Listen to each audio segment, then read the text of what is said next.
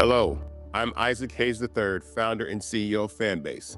And right now, we're accepting investors in our $17 million round to revolutionize the future of social media. Today, for just $399, you can own 60 shares of stock in Fanbase at $6.65 a share. Go to startengine.com/fanbase and invest today. While the big platforms have grown too massive and disconnected from their users, Fanbase is building a platform where creators and users truly come first. We've already raised $8.6 million from everyday investors who believe in this vision, and now you can join them. This is your chance to invest in a social media tech company with over 1 million users that is disrupting media by allowing anyone to reach all of their following and monetize their content from day one. The market is changing, big platforms are failing to serve their users, and Fanbase is stepping up to fill the gap. Don't wait until it's too late. Invest now. Invest for yourself and your future. Go to startengine.com/fanbase and own the future of social media.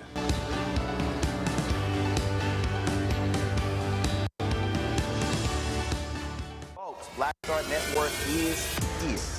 Hold no punches. I'm real revolutionary right now. Support this man, Black Media. He makes sure that our stories are told. Thank you for being the voice of Black America, Roland. Stay black. I love y'all. All momentum we have now, we have to keep this going. The video looks phenomenal. See, this difference between Black Star Network and Black-owned media and something like CNN. You can't be Black-owned media and be scared. It's time to be smart. Bring your eyeballs home. You dig?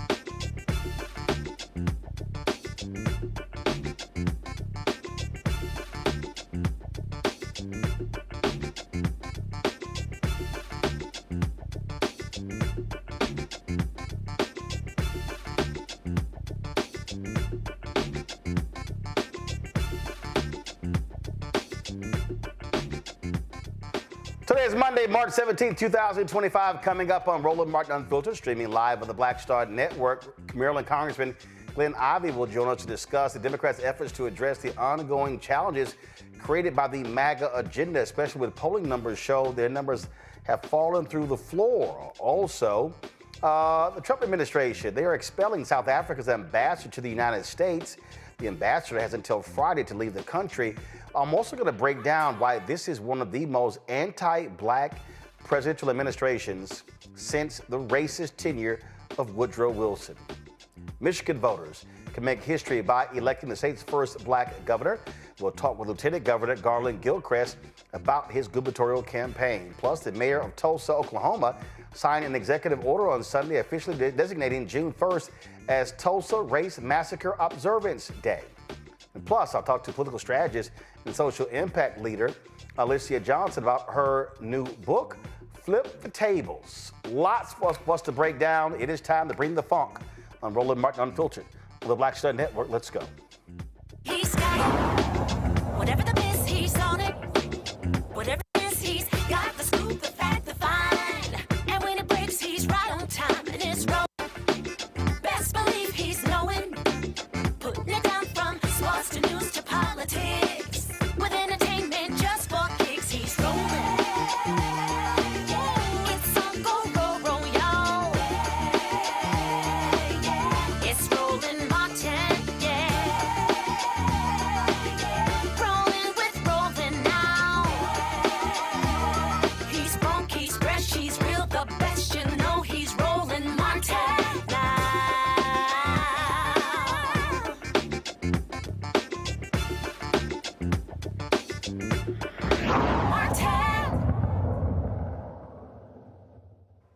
numbers show Democrats have a 29% approval rating, the lowest in modern history. Many are saying Democrats are in a state of disarray. 56 days in the twice impeached, criminally convicted felon-in-chief Donald the Con Trump administration. So the question is, what do they do now? Last week, of course, late Senator Chuck Schumer, the Senate Minority Leader, of course, led the effort along with 10 others to vote for Republicans' continuing resolution. He is facing massive calls by many to actually step down as Senate Minority Leader. Lots is going on, and so let's talk with Glenn Ivey. He is the congressman from Maryland. Glad to have you here, Congressman. It's a whole lot going on. There's a belief that Democrats are all over the place. I keep telling people you can't focus on 2026 because hell, haven't even got to the summer of 2025. But the reality is, what the Republicans are doing is that was their goal. That's just throw everything up against the wall at one time, making it very hard to respond to their efforts. Well, I think there have been some good responses, especially in court. I think most of those cases have gone our way so far, although we're not out of the woods yet. We've got a lot more work to do. But the injunctions that have been put in place to protect government employees or to block, the challenges to constitutional rights like birthright citizenship, so far those have gone in the right direction. So hopefully that will continue.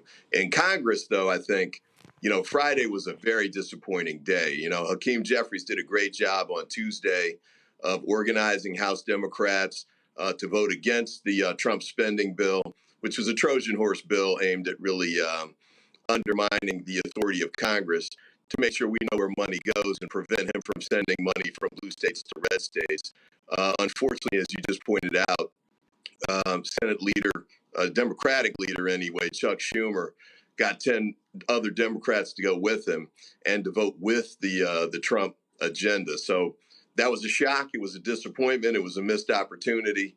And I think, we're only going to get a couple more shots to turn back the tide with what Trump's doing, at least from Congress.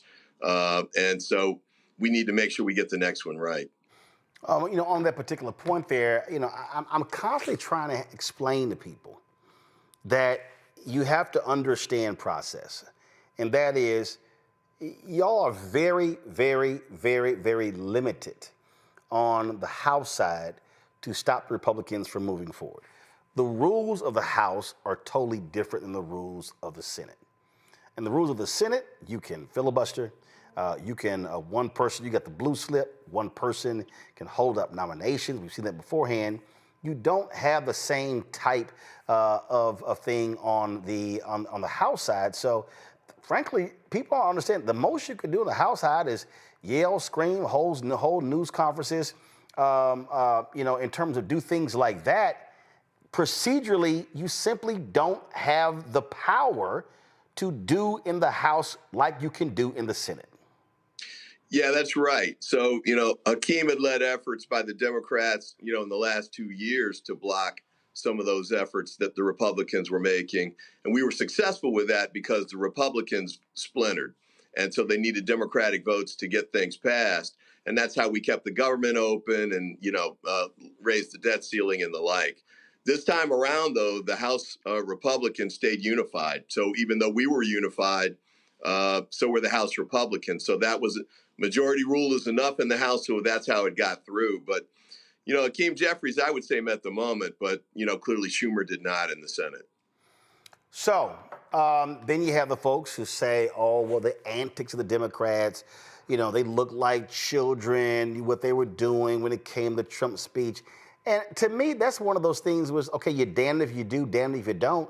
And frankly, I think that I had no issue with what Democrats did with this joint session of Congress speech. We had the State of Our Union. I didn't care that trash speech he delivered. We had Reverend Bishop William Barber delivering ours. And so that's the other thing is like people are demanding something of House Democrats that doesn't exist. Senate is a whole different deal. And I do believe, obviously, messaging is important as well. But and again, this is not defending Democrats. It's just looking at this thing for what it is. Until the pain impacts a larger group of people, mostly white people, you're not going to then see the response that you need. You can stand there and yell, holler, and scream and be upset, but if the perception is that, well, that's liberals, that's progressives, that's those Democrats, they don't care. What has to happen here, Musk and Trump must continue what they're doing, and the pain must then hit red America. It must hit their voters. That is the only way you're going to see things change. And what happened when people started showing up to 3 or 4 Republican town halls? They got scared, was like, we ain't having town halls again, because they don't want to be yelled at because they don't want to have to face their constituents. Yeah, I think that's right. And it's important for House Democrats to make sure that we're laying out to the American people and being clear and explaining why things are going so badly for the Republicans and the Trump administration, and most importantly, how it's hurting them. Like the cuts to Medicaid, $881 billion in cuts, as you pointed out, that's going to hit red America. That's going to hit rural America. And, they're going to have hospitals shutting down and the like. They're going to have grandma getting kicked off, her medical treatments because she can't afford to pay for them herself. And then you've got, in this bill that just passed, veterans being punished. And so you'll have the $23 billion cut from the PACT Act that was aimed at helping veterans who were injured during the last wars based on their service. You're going to have many veterans fired in this, purge they're making of government employees, because there are 80,000 veterans who are government employees right now. And so, and the impact of firing these government employees is going to result in poor service to people and dramatic impact things like terminating clinical trials for pediatric cancer. The irony was they had that young boy at the State of the Union, and they celebrated the fact that he was a cancer survivor. But at the same time, they're cutting off the research that helps to find other cures for young boys like that in the same situation. We've got to make sure we're pointing those things out to the American public so they can see what's going on, see the negative impacts, and turn the tide. And then hopefully in 2026, we will have done enough to win back the House, and then we'll have real power again, as you're pointing out. Yeah, I just think that I do think it's a very good idea. We see this with Governor Tim Walz and others who are holding town halls in Republican areas. You must take the fight to them. That's what actually has to happen. And so I dare say, for the people who are whining and complaining, I've been saying that the beginning of this year, going through August, it's really about education, enlightenment, and informing. These are the facts of what's going on. While that is happening, then it's also mobilizing, organizing, understanding that you can't tweet your way out of this. You can't Instagram, TikTok, Snapchat, Facebook your way out of this. It literally has to be organizing and mobilizing. You've got a critical Supreme Court race coming up in Wisconsin on April 1st. You've got Elon Musk dumping millions of dollars to the Republican candidate. Sarah Crawford is the Democratic candidate. If she wins that, then Democrats hold a 5-2 majority on the Wisconsin Supreme Court. That means that you beat back partisan gerrymandering. You can make that illegal. You allow ballot drop boxes to be reinstated. You have them restore the powers of the Democratic governor, Tony Evers, and the Attorney General and the Secretary of State. Now, all of a sudden, you focus on, we're going to have Lieutenant Governor Garland Gilchrist from Michigan. Listen, you win there. You've got 3 special elections coming up. Yes, they're in red districts, but you still have to be mobilizing and organizing in those areas as well. You never know. There could be an upset. So I just think that bitching and moaning is one thing, but actually organizing and mobilizing is what's required. Yeah, I think that's absolutely right. And part of, the mobilization and organization process is making sure we're demonstrating to the public the mistakes that the Trump administration's making, the negative impact it's having on them and their families. Remember, he campaigned on economics. He said he was going to make their lives better, and Biden had heard him. And here he is taking money out of their pockets with these misguided tariff policies and the like. So we got to make sure we're clear on that. We got to make sure we keep litigating and winning in court, because that's helping to block some of their efforts. I think they're getting a little frustrated with the fact that the courts are, quote unquote, getting in their way. Because, yeah, you got to follow the law, even when you're president. And also, we got to make sure we're organizing in states and especially in congressional districts that are represented by members in the Republican Party, but they just barely won. Some of them that are Republicans who won their districts are in districts that Harris carried. So we should be able to take those back. And we need to make sure we do everything we can to position ourselves to do exactly that. Yeah, you've got about 20 or so Republicans who are, look, they could have some issues. And they must be targeted. Folks must be going to those areas. They must be talking to those voters. Yes. And also for me, it's about how do you look at numbers? How many votes did the person win last time? And how many votes did the Democratic challenger lose by? And then say, how many doors are we touching? How many people are we touching? Here's the deal. Even in those districts you're talking about, even though you may have a Republican who represents them, it doesn't mean that you can't actually have your own town halls in that particular district, in that congressional district, talking to those voters, educating them, because the reality is the right-wing echo chamber pushes out many of these lies. You have to combat these lies with actual facts. Yeah, that's exactly right. And, the other part we need to do now that we didn't do very well in 2024 is we've got to get in these communication lines that the Republicans use that we don't even know about, or we didn't know about them in November. So people who were listening to that were only getting one side of the story. A lot of times they were getting lies and distortions and half-truths, and they weren't hearing anything on the other side, so they were believing it. We've got to make sure we get heard in those same communities too. And so there's a really aggressive effort. Leader Hakeem Jeffries is spearheading this. And we've got a communications team that's new and in place that's making a difference with this, reaching out to folks like you and other influencers and journalists on cable and, other podcasters and the like to make sure that every avenue we can take to get the information out, that's what we're going to do. Yep, absolutely. Congressman Glenn Ivey, we appreciate it. Thanks a lot.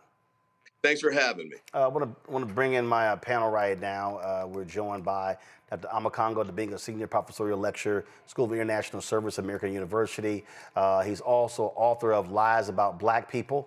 Dr. Julian Malveaux, economist, president emerita, Bennett College, author of Surviving and Thriving, 365 Facts in Black Economic History. And Ben Dixon, pastor, political commentator, and author of God is Not a Republican, joining us out of Atlanta. You know what? I'm gonna start with you, Ben. Here's this pretty dumbass comment from somebody named Ken B in our YouTube chat. He goes, "Bitching and moaning is what this show does with Trump every show. When was the last time he wasn't mentioned on this show?" Well, you idiot Ken B, you mentioned him because you mentioned the things that he's doing. So when Trump's DOJ chose to stop the lawsuit against the petrochemical plant in Louisiana in Cancer Alley that impacts black people, you kind of got to mention them. When you see them removing the history of black veterans, even presidential, Medal of Valor, Medal of Honor winners, you kind of got to mention them. When you talk about Medicaid cuts and the cuts from Elon Musk, you kind of got to mention them. So, yeah, if the right mentioned Biden and Harris every single day for 4 years, you damn right we're going to share with our audience facts about the evil, shameful, despicable things that Donald Trump and Elon Musk are doing. Simple Simon Ken B. And Roland, I'm so glad that you mentioned that comment, because it is a standardized tactic of MAGA to try to get us to stand down from doing what we know we need to do in this moment, which is why I'm so grateful for this show, because as I heard you discussing this with the congressman, I realized that you all you see it very clearly. And what's so difficult in this moment is to get people to wake up and see what's actually happening. And that's why it's so critical that we have voices like yours. The congressperson was speaking about how black congressional leaders should go across and speak to other platforms. We have to get a repetitive routine of stating the obvious, that Donald Trump is a complete and abject failure. He is turning into the slumlord president of a shithole nation. And because of his decisions, people are suffering. And so I'm so grateful to know that people, leaders, Tim Walz and so many others are going across the country right now and going on their turf, going into MAGA land and making sure everyone in MAGA land realizes that they've been hoodwinked. Well, I just get a kick out of people who don't pay attention, Julian. So this same idiot posed, yeah, you mentioned, that's right, I said it. When was the last time you ever talked about him? He drives your ratings. Where's your plan? That means you're stupid. I literally just talked about what needs to happen with Congressman Glenn Ivey. Every single day we talked about that. We had a 7-hour State of Our Union broadcast that was one of the highest watch shows on YouTube out of all of the channels on YouTube on that particular day. We're constantly talking about a plan. But again, when you got dumb folk who don't pay attention and don't listen, and all they want to do is complain, anybody who says that we have not talked about a plan of action on this show, they literally are dumb. Well, dumb, and dumber. There are fools, damn fools, and big old MF fools out there. And forgive me for saying MF, but you know what I mean. Here's the bottom line. The Democrats have dropped the ball. We're all scrambling to figure out how they can pick it back up. Congressman Ivey has made a great series of points about what needs to happen. But until Democrats do something, you know, I remember back in, you know, I'm old, Roland. I love saying I'm old. A people united will never be defeated. And what we're doing is we're seeing a people not united playing games. Schumer needs to be taken to a small room with a licking stick because that rolling over was just really absurd. He didn't have to do that. But at the end of the day, what we have some stalwart members of Congress who are saying, "Oh hell no." You have some others who are saying, "Oh, we don't want to be disruptive." Well, what do you think this orange man is but disruptive? So when we look at all of this, what we have to just do is contextualize it and say, this is unacceptable. But there are those who will take the unacceptable and make it acceptable. And we have to resist. That's all we have to do is resist. So I am disturbed, distracted, bewildered, annoyed, and as many of us are. But you know what? Rest is resistance. Reflection is resistance. Our existence is resistance. See, I'm not disturbed or distracted, Omakongo, because we predicted what was going to happen. We said what they were going to do. 2 days after the election, I never forget, folks were like, "Dang, Roland, how have you moved on?" I said, because the election is over. I mean, it's called accepting the results of reality, and then now focused on how do you create a new reality. And the fact of the matter is, you cannot focus on 2028 in 2025. Yeah. You can't focus on 2027 or even 2026. What you can focus on is 2025. So, as Congressman Glenn Ivey said, what do you have to do? There's a legal action, massive lawsuits everywhere. You let nothing go unopposed. That's legal. You have your protest side, okay? Critically important, putting pressure on those Republicans. You have the education, the informing side. That's important as well, okay? Vice President Kamala Harris did not lose by a massive amount of votes. She did not, okay? So we need to understand how the results can be changed. But you have to understand that you focus on what's in front of you right now. I'm so glad that you said that, because one of the things that have frustrated me over the weekend was all of this talk about whether AOC should challenge Schumer in New York. And I'm like, that's 2028. Like, Right. Why are people? That's 3 years from now. Right. When I first heard it, I'm like, is there an election this year? Like, but people are sticking to that. I've heard people mention things about Hakeem Jeffries, and now people want to talk about challenging Chuck Schumer's leadership in the Senate. Now that's a different conversation. But you're right, Roland. This idea about needing to think right now when in the present, this happens when you've been focused on this the entire time, which is what we've been doing here on the Black Star Network. The fact of the matter is that ever since Joe Biden stepped down, the Democrats have been fractured going into this new election right now of Trump. And so, yes, it's fractured, but this is the better time to be fractured now. But as you said, if we can understand that everybody's saying Democrats don't have a plan, but you're right. Some are involved in the protest. Some are involved in the legal, and then you have the street folks who aren't part of, independence or whatever, just the activists, as they say, if the people lead, the leaders will follow. And the Democrats on some levels need to step back and watch that while they're doing what they're doing in the courts and in the House and what they can do to challenge these things. This is the time to synthesize it all. And if people start paying, and this idea of, well, they can, Republicans control all the information streams. Well, I'm seeing Jeffries come on here. I'm seeing Ivey come on here. And someone who are realizing that if we work together building on networks like this, we can build networks that have already been out there countering the Foxes and the OANNs and all of that other type of stuff.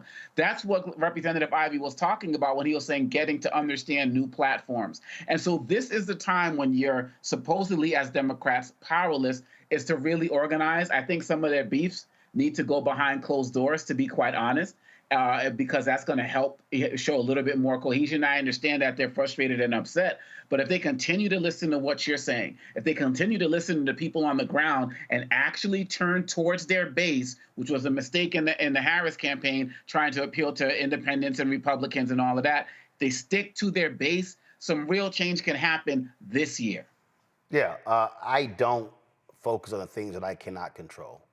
I focus on what we can control. That's the most important thing. So I'm going to go to a break. We come back. We're going to talk about June 1st now being recognized as a city, the official city holiday in Tulsa. We will explain.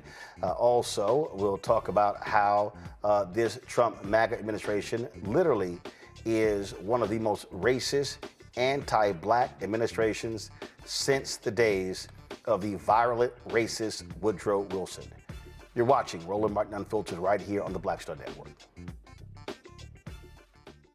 We begin tonight with the people who are really running the country right now. Now, Trump is often wrong and misleading about a lot of things, but especially about history. Donald Trump falling in line with President Elon Musk. In the wake of the unsettling news that MSNBC has canceled Joy Ann Reid's primetime show, The Reid Out, Roland Martin and the Black Star Network would like to extend an invitation to all of the fans of Joy Ann Reid's MSNBC show to join us every night to watch Roland Martin Unfiltered, streaming on the Black Star Network for news, discussion of the issues that matter to you, and the latest updates on the twice impeached, criminally convicted felon-in-chief Donald Trump and his unprecedented assault on democracy, as well as co-president Elon Musk's takeover of the federal government. The Black Star Network stands with Joy Ann Reid and all folks who understand the power of black voices in media. We must come together and never forget that information is power. Be sure to watch Roland Martin Unfiltered weeknights, 6 p.m. Eastern at youtube.com/Roland S. Martin or download the Black Star Network app. Now that Roland Martin is willing to give me the blueprint, hey, Cyrus, I need to go to Tyler Perry and get another blueprint because I need some green money. The only way I can do what I'm doing, I need to make some money. So you'll see me working with Roland. Matter of fact, it's the Roland Martin and Cheryl Underwood show. Well, should it be the Cheryl Underwood show and the Roland Martin show? Well, whatever show it's going to be good.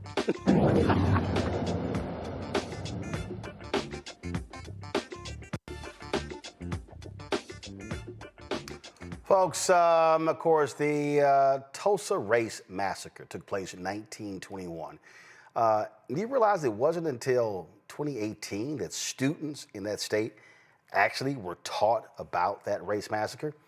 Why is that? Because, well, white folks in Oklahoma did not want to even talk about it, didn't want to focus on it. There's been a continuous effort by the folks there, by African Americans there, to really get the city and the state to not only pay reparations, but to give just due to that. So now there's been a change in leadership in Tulsa. They got their first black mayor, and as a result, some things are happening. Demario Solomon Simmons joins us right now. He, of course, is an attorney, been working with the families, also there working with the Greenwood Project, and lots of different things going on. So you got some good news today, Demario. I do have some good news, and good to see you, Roland, as always. The good news is that, as you know, we put forward Project Greenwood back a couple of months ago, and we've been meeting with our mayor, Mayor Monroe Nichols, and he announced yesterday that he accepted one of our proposals, which was to create June 1st of each year as an official city holiday, so we properly memorialize and commemorate the massacre and make sure it can never be erased from our history books ever again here in the city of Tulsa. So we're pretty pumped about it. For the folks who don't realize, I mean, y'all had got lots of resistance from previous white mayors. Well, yeah, I mean, I've been working on this issue overall over 25 years, and pushing just to try to get the holiday was something I've been doing specifically for over 20 years. And so now to have a new leader, Mayor Monroe Nichols IV, like you said, our very first African-American mayor, someone that's coming in and wanting to right the wrongs of not only just the past, but what's happening right now. Because as we see what's happening in Oklahoma and throughout the country with the erasure or to try the erasure of our history, our contributions, having a citywide holiday is something that will stop that here in this city. And of course, this is just the first step. We have 12 other proposals within Project Greenwood, and I'm also excited to announce that Mayor Nichols on April 6th, in a couple of weeks, will be announcing the other aspects of Project Greenwood that he plans to implement. He's going to do that at one of our 13 historical churches that survived the massacre. That's Morning Star Baptist Church. Of course, we will be there, and we're looking forward to the announcement. This is a perfect example of what I'm always trying to say, what happens when you actually use your voting power. Yeah, I mean, you know, this movement for justice for Greenwood, and we've been working on these things for a long time. But part of that is just building power within our communities. And a shout out to my sister, Dr. Tiffany Crutcher, and the Terrence Crutcher Foundation, who's been doing a lot of this work on the ground. And we were able to come together with them, with other community groups, and get people up and empowered about the political process, political education, and make sure people get out to vote. Now, of course, it's 501c3s, you can't tell them who to vote for, but you can make sure they're involved in the actual process. And I think people saw who they wanted to have in office to kind of bring some of the things they want to see happen here locally. Absolutely. And again, for people to understand what's been happening there, you know, the city spent millions of dollars on this museum downtown trying to attract tourism, did not include the black folks there from Greenwood. And really it was sort of this effort to gentrify a massacre that impacted black people. No question about it. And you're talking about the millions of dollars that was raised that didn't go to any of the survivors or the descendants of the massacre. And of course, we still have 2 living survivors. I would be remiss if I didn't specifically shout out my client's 110-year-old mother, Viola Ford Fletcher, and 110-year-old mother, Leslie Bennett Field Randall. Mother Fletcher will be 111. I'm going to say it again. Mother Fletcher will be 111th on May 10th. And one of the main aspects of Project Greenwood is to make sure she's compensated in her lifetime. And so again, we're excited about this very first step with the June 1st holiday. And by the way, Roland, we picked June 1st. I picked June 1st because I wanted the massacre, for those who don't know, occurred over a 2-day period. It happened from May 31st and June 1st. We picked June 1st because we didn't want to ever conflict with Memorial Day. We wanted to make sure that the massacre has its own special day. But as we are so excited about this designation, we're still pushing for compensation for these 2 living survivors. We're still looking for a victims compensation fund for the over $200 million in property and insurance claims that are outstanding and all of the murder victims. We're still looking for business grants for descendants who have businesses, scholarships for descendants who are trying to go to school. We're looking for immunity from taxes from descendants that have been paying into the city for 104 years without getting anything back. We're looking for a hospital to be built. We had a hospital during the massacre that was burnt down. We don't have a hospital here in the Greenwood District, and many, many other things. Plus, by doing it in June, you also just jump right into Black Music Month. So you got that as well. Oh, that's good. You know, I'm not as up on the music scene as you are, Roland, but I appreciate that. And, you know, we'll go, one thing we did think about is, you know, June 1st will be the Tulsa Race Massacre commemoration.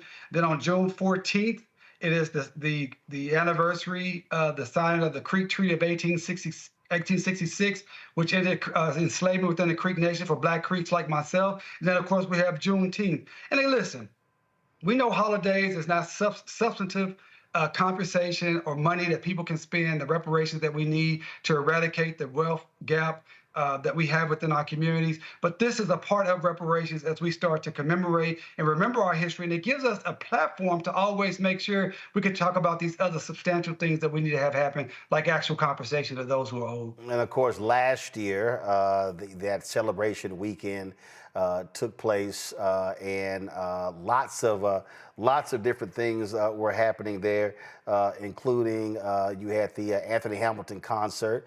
I actually co-emceed that.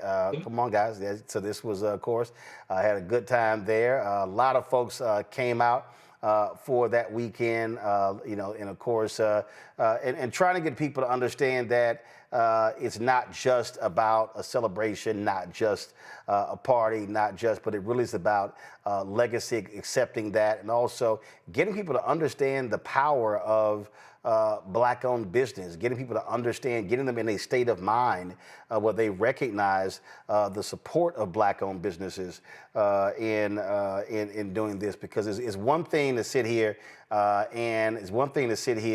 and just talk about what we need to do. It's a whole other to get people to be to practice that, to be in the habit of understanding what that is. Yeah, that's why I'm so proud of my team. I mean, at Justice for Greenwood, our team, and all of our lawyers from around the country, like Schulte, Roth, and Zabel in New York, my co-counsel, Eric Miller, out in LA, and so many other people have come together. You, Roland, you've been down to Tulsa many times. You've had me on the show. You've shown a lot of support and love for what we're doing. And that's what it takes. That's what it's going to take in this time period.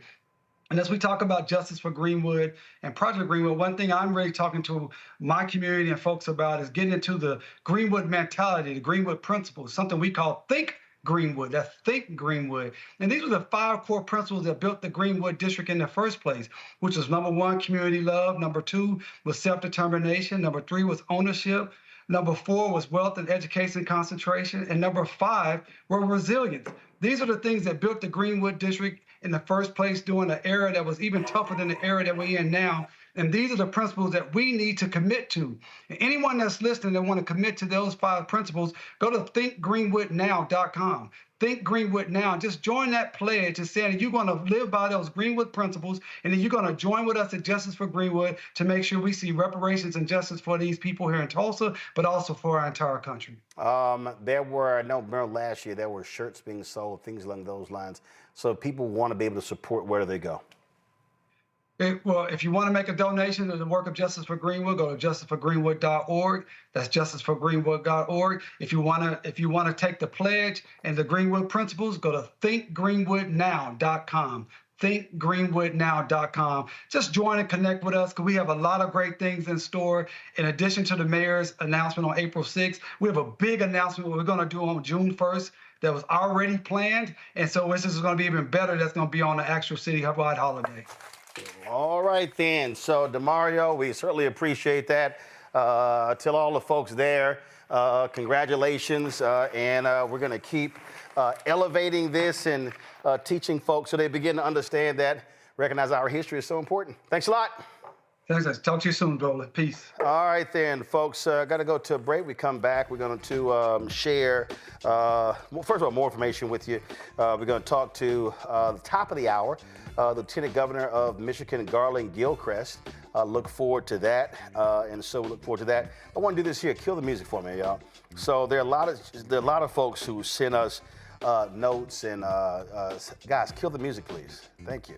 They got a lot of people who send us notes, who send us cards and letters, who support our show. Jeanette Providence said, Roland and team, thank you for being a gathering place of Black thought, perspective, grounded in intellect and data. I appreciate your vision and work, which is and will be even more invaluable in this new season, yet familiar white backlash season. Your righteous fight for our people and humanity is precious. Refuel and rejuvenate yourself on this journey of good trouble. Even boxers rest in their corners between rounds. Respectfully, Jeanette Providence. And so, Jeanette, I appreciate. So, Jeanette sent us this really cool card. This is a John Lewis Good Trouble card, and it's from Ramses. It's out of Los Angeles. Ramses. So the art, Ramses Art Online. So got some information on the back of it regarding that. Let's see here. We got another card. This just said, "Hey, keep up the good work." I appreciate that. Let's see here. Who is this here? Miss D, happy birthday, Roland Martin. Acknowledging, this is actually from birthday. Acknowledging power, integrity, humility, noble and compassionate and faithful. Have the best birthday and get some rest. Let's see here. We got people, like I say. So just y'all understand how amazing this is. Let's see here. Deidre Sloan. She say my name was Deidre Sloan. Support the show. Send a check every single month. Thank you for everything, and please stay safe, healthy, and blessed. She's from Philadelphia, Pennsylvania. So Deidre, I appreciate that card as well. And let's see here. I'm gonna read one more. Dear Brother Martin, RMU. Please pardon my neglect in not sending my tithe for this is for October. Please accept this check for $50 monthly donation for the months of October, November, December. Thank you. Happy holidays. Blessing and peace. Stephanie Humphrey. Stephanie's always on the YouTube channel. So let me explain something. I remember I showed y'all the photo from 3 weeks ago when I went to the post office. And like I say, normally, I tell you, we get probably about 20, 30 letters every week, every 2 weeks. So I went to the post office give me 1 second. I want to show y'all this here. I went to the post office. I typically go every 2 to 3 weeks because there's always, like I say, you don't want to sit here and just waste a trip. So usually it'll be 2 or 3 weeks. So I went on February 26th, which would be 3 weeks on Thursday.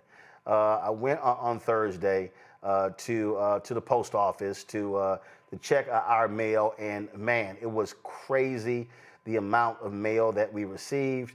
Let me show y'all. I think I showed y'all. Let me pull it up.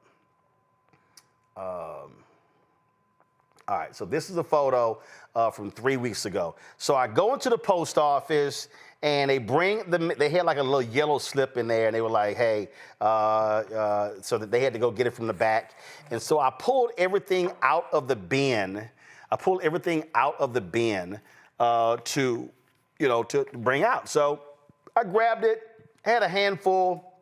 There was a brother who was passing by, and that brother, he actually took that picture. He's like, hey, man, you need some help? He took that picture, so I was like, okay, that's cool, we can do it. I said, appreciate that. So I go to the post office today. Anthony, you have to go wide. So I go to the post office today, y'all, and so the sister goes, yeah, you ain't gonna be able to carry all this out today. You're gonna need to carry this bin out to the car.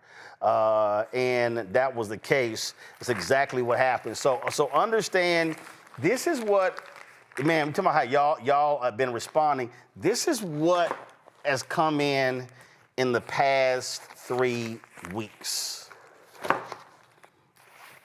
This is checks and money orders. This ain't the other platforms. So y'all gonna have me opening, slicing, and signing, and all of that. So look, I told y'all how our fan base has been absolutely phenomenal in supporting our show. Since we launched this show, September, we've had September 4th, 2018. And remember, we got the first check was a sister, a 92-year-old black woman in Long Island, New York. And she actually sent us a $500 check. We've had close to 35,000 donors of our show since we launched. And again, so this mail you're seeing right here, is just what has come in the last 3 weeks. And so somebody said that bag has no end. Yeah, I actually had another duffel bag, but that was too small. So again, so I got to go through. We got to go through and open all this here. But I want y'all watching to understand that this is how we're able to do this here. When you talk about all the things that we're doing, when you talk about the plans that we have, I'm sitting there contemplating. Yeah, remember when we down with Bethune-Cookman, I'm contemplating doing a live broadcast in Raleigh, dealing with St. Augustine's, all the drama that's going on down there. We got some stuff we're going to be covering, some stuff with Bishop William Barber and others. So your support is absolutely critical. And I told y'all, ain't no millionaires and billionaires cutting us checks. These are people who don't like Cash App, PayPal, Venmo, Zelle. They were seeing checks and money orders.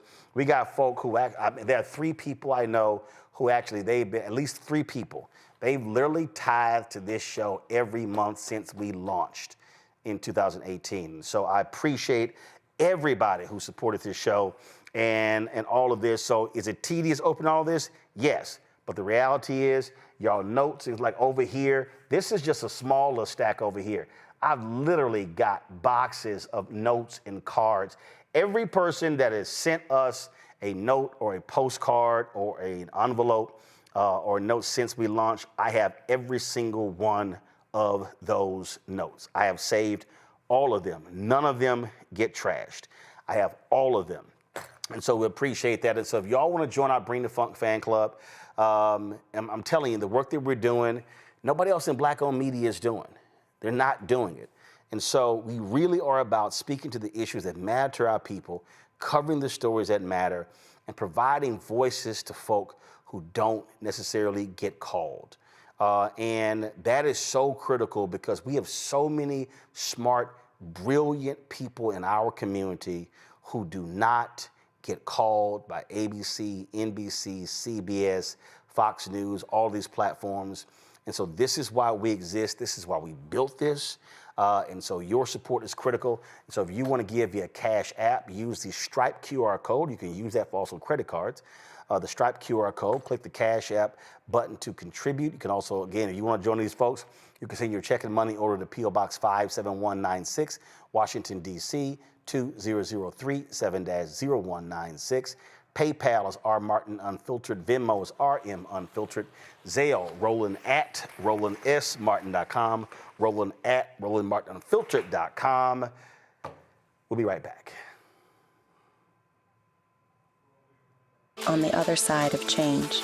We're digging into the immigration crisis that's happening here right now. It can impact each and every one of us. We're going to break down the topic of this constitutional crisis that is being led by the Trump administration and what you, as ordinary citizens, can do to speak up and speak out to fight back. This is The Other Side of Change, only on the Black Star Network. Next on the Black Table with me, Greg Carr. We look at the history of emancipation around the world, including right here in the United States, the so-called end of slavery.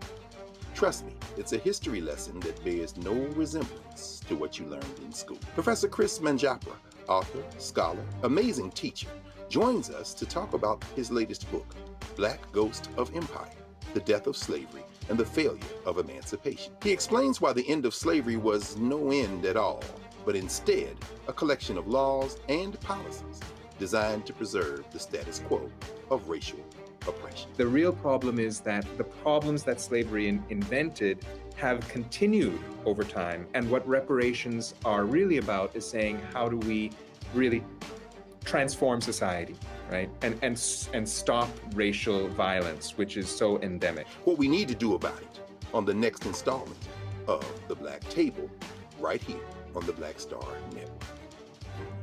Hey, what's up? It's Sammy Roman. Hey, it's John Murray, the executive producer of the new Sherry Shepherd Talk Show. It's me, Sherry Shepherd, and you know what you're watching, Roland Martin Unfiltered.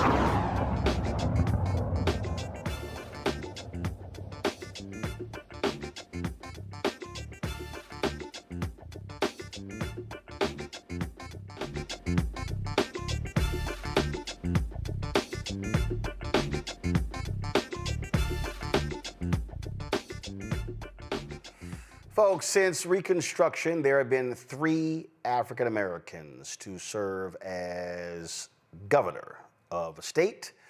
Of course, Doug Wilder in Virginia, Deval Patrick in Massachusetts, and of course, Wes Moore in Maryland. Well, Lieutenant Governor Garland Gilchrist of Michigan, he wants to be next. He joins us right now on Roland Martin Unfiltered. Glad to have you back, sir. You have made the announcement that you are running for governor. It is going to be a tough primary. You've got, I think Secretary of State is running as well. You've got to raise a lot of money to compete.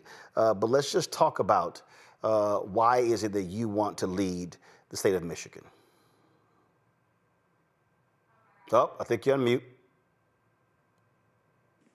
Roland, it's good to be back here. There we go. On Black Star. Thank you, brother. You know, Roland, I am an engineer and a problem solver. And I spent time in all 83 counties in the state of Michigan. And what I found is that people want a leader who solves problems, doesn't create them. And frankly, in talking to people, they want to hear about the issues. They want to get results. And I think sometimes people have been so frustrated with the lack of results coming from the public sector, not seeing enough progress, that they are hungry for change. They were hungry for change in the 2024 election. They didn't think the Democrats were mad enough about the status quo, frankly. Well, I'm urgently trying to get results for this people of Michigan. And so I'm working to make sure that we can truly stand tall on issues like housing, healthcare, creating a new economy. And that's why I'm running for governor of Michigan, to make this an amazing state here where people can raise their family, they can stay here, they can succeed here, they can come here to build and grow here and be successful. And so if folks want to support that vision, support that kind of energy here in Michigan, go to garlandgilchrist.com to support that campaign. Obviously, Gretchen Whitmer is the governor, you lieutenant governor. Democrats there had control of the House and the Senate. You were able to pass a lot of different measures. You also look at the state Supreme Court. And so in terms of next, moving forward, what specifically do you want to tackle if you become the next governor of Michigan? Well, let's talk about the fact that when me and Gretchen Whitmer took office, Roland, the times were very different. I mean, look, TikTok was still a music app. You know, large language models and AI were not a thing that a lot of people understood. And different times call for different leadership. Governor Whitmer and I have laid an important foundation for growth here in Michigan, but it's time to move forward. You know, I had the experience of being an entrepreneur trying to raise money for my first technology company in the early 2000s in the state of Michigan. And unfortunately, that was something that was very, very difficult to do. And I see technology entrepreneurs, frankly, leaving our state almost every day. That's why I created something called the Michigan Innovation Fund, where those entrepreneurs now can get the resources to raise their capital in Michigan, stay in Michigan, hire people in Michigan to be able to go forward. And then they can grow those businesses. They can help contribute to our communities. They can help Michigan be, you know, a bigger, better state with a stronger technology ecosystem. But we also have to work on issues like housing. And we've laid a foundation. Look, I pushed hundreds of millions of dollars worth of funding into our housing trust fund that's resulted in tens of thousands of new units. But I still hear people talking about affordability challenges. So like we've done some good things. We sort of tested some things out, but now it's time to go all the way to the next level because every community still has an affordability challenge. And frankly, I just want people to see that Michigan's a place where they have a path to be successful. I talked to too many parents who felt like my parents did when I graduated from the University of Michigan, and they were terrified that I was going to leave the state of Michigan and never come home. That's true for people in Detroit, where I'm from. It's true for people on the west side of our state and in the Upper Peninsula. Well, if we play our cards right, then every person who's growing up, including my kids who are in the 6th grade or my kindergartner, when they come of age, they'll be ready to choose and say yes to Michigan to take their next step as well. So this is about laying that foundation for the future, and it's got to be strong. And frankly, at this time, we're seeing all this calamity, chaos, confusion, destruction coming from Washington. We also need somebody to stand strong and stand tall against this administration that's attacking Michiganders every day. Housing, obviously, is a crucial issue, but it's also building of homes. We are far behind. We're millions of homes behind. Economics is a critical issue. We have seen how Detroit has rebounded, but there are still some who believe that there are parts of Detroit, black parts, that are being left behind.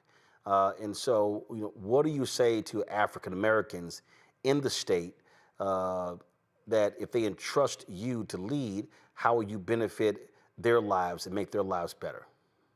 On housing specifically, let's talk about the fact that we need a more diverse set of developers who are able to, invest in and complete these projects. Because when you see more, black developers, for example, black developers are more likely to build housing in black neighborhoods or places where black folks live currently or want to live, and also build them in a way that are affordable. We need to have the state of Michigan be a strong partner when it comes to the kinds of affordability programs like the rate relief program that I introduced that enables people who are buying a home to get a mortgage at a full percentage point lower than the going rate if they get one from the Michigan State Housing Development Authority. We also need to make sure that the permitting process is something that is more efficient and works better for developers so they can build more homes faster. Because this challenge on housing, it needs to be solved now. And frankly, we haven't built enough housing in the state of Michigan since 2008 in the financial crisis. We're about 140,000 units short in Michigan. But we built 60,000 new units just in the last couple of years, and I'm going to continue to accelerate that progress. But I speak to small developers every single day, people who are hungry to build, whether it's a new single family home or a new apartment building on the east side of Detroit. They're hungry to do more. They need their state to be a partner, and I'll be that partner for them. Questions from my panel. Let me go to you first, Congo. Well, first of all, Mr. Lieutenant Governor, wishing you the best on this campaign. I think it's really amazing that you are stepping up in this light because more people need to see the type of programs that you're providing. One of the questions that I have is relating to education. We see that many states across the country are still reeling from the COVID pandemic when there were so many drops in our educational spaces in terms of student attendance, et cetera, et cetera. And now we're seeing what's happening with the Department of Education. What are your plans as it relates to making sure that Michigan has a robust agenda as it relates to education? I appreciate that because I'm a public school kid, okay? And my children go to Detroit public schools, all three of them. Having an amazing public education system that is available and allows kids to get the results that they're looking for and their families are looking for is a really big deal to me. And I think, frankly, that starts with supporting the education professionals who take care of our students. We need to make it easier for them not only to afford to live by increasing teacher pay, which is something I've led on here as Lieutenant Governor and will continue to, but we also need to make it easier for them to do the things that work and support the implementation of best practices in our public school system and position those educators to be able to implement those. And if they recognize or they observe that something is not working, they need to be able to pivot to something that they know will. I trust them because they have the closest relationship with our students to work closely with their parents and with their colleagues to understand what is possible in terms of accelerating achievement. We also have to make sure that they have enough tools, that our schools are resourced enough. I'm proud to have presided over a state senate that has approved the largest education budgets in the history of the state of Michigan. This year, we will break the $10,000 mark of how much we spend per student on kids, and that's resources, that's laptops and technology and books and support for paraprofessionals. Now, these kind of supports need to be partnered with support from the federal government, the Department of Education, especially for our students with extraordinary and special needs. I'm concerned about these massive layoffs that have been proposed to the Department of Education and what they would do not only for our classrooms across the state of Michigan, but also for our professional certifications, which we have invested a lot in Michigan. We have a lot more certified welders and certified electricians who have been able to go through career and technical education programs that I've taken to a higher level since we've seen in the 70s. But those would be potentially discredited or taking their accreditation away if the Department of Education goes away or is completely dismembered. Julian? Lieutenant Governor, my brother, I'm your biggest fan. I don't know if you saw me clapping as you were talking, but you're the bomb, bomb, bomb, bomb, bomb. And I really appreciate you. And of course, we share the connection with Councilwoman Joanne Watson, who was very much into the education system in Michigan. But I want to pivot to talk a bit about small business and to talk about what we lose in Michigan when the Small Business Administration and others are cut, and what you plan to do to respond to that. The small business drives Detroit, drives Lansing, drives our cities in Michigan. What can you do to fix this? Doctor, thank you. It's always good to see you. And yes, Mama Watson was one of the most important cultural figures, educational figures, and cultural leaders in the history of the city of Detroit. So thank you for mentioning her. God, may she rest in power. I'm a two-time recovering entrepreneur. So I mentioned my first business, which was called Detroit Intern. It was a jobs and internship website for people to find work and ultimately find careers in the city of Detroit. I know what it's like to start a business, to help and try to grow it and make it successful. And we see our entrepreneurs struggling. We've seen, Black entrepreneurs, women entrepreneurs, entrepreneurs with disabilities have been left out of the systems to get the capital they need to be successful. That's why I put in place some really important programs to help them.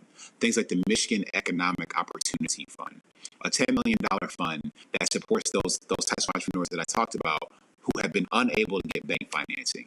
Now, those resources came, the first several $1 million of that fund came from the federal government because I led an effort to use the state small business credit initiative to apply to the federal government to say we want to use these resources to help the entrepreneurs who need it, who are hungry, who are ambitious, and ready to take that next step.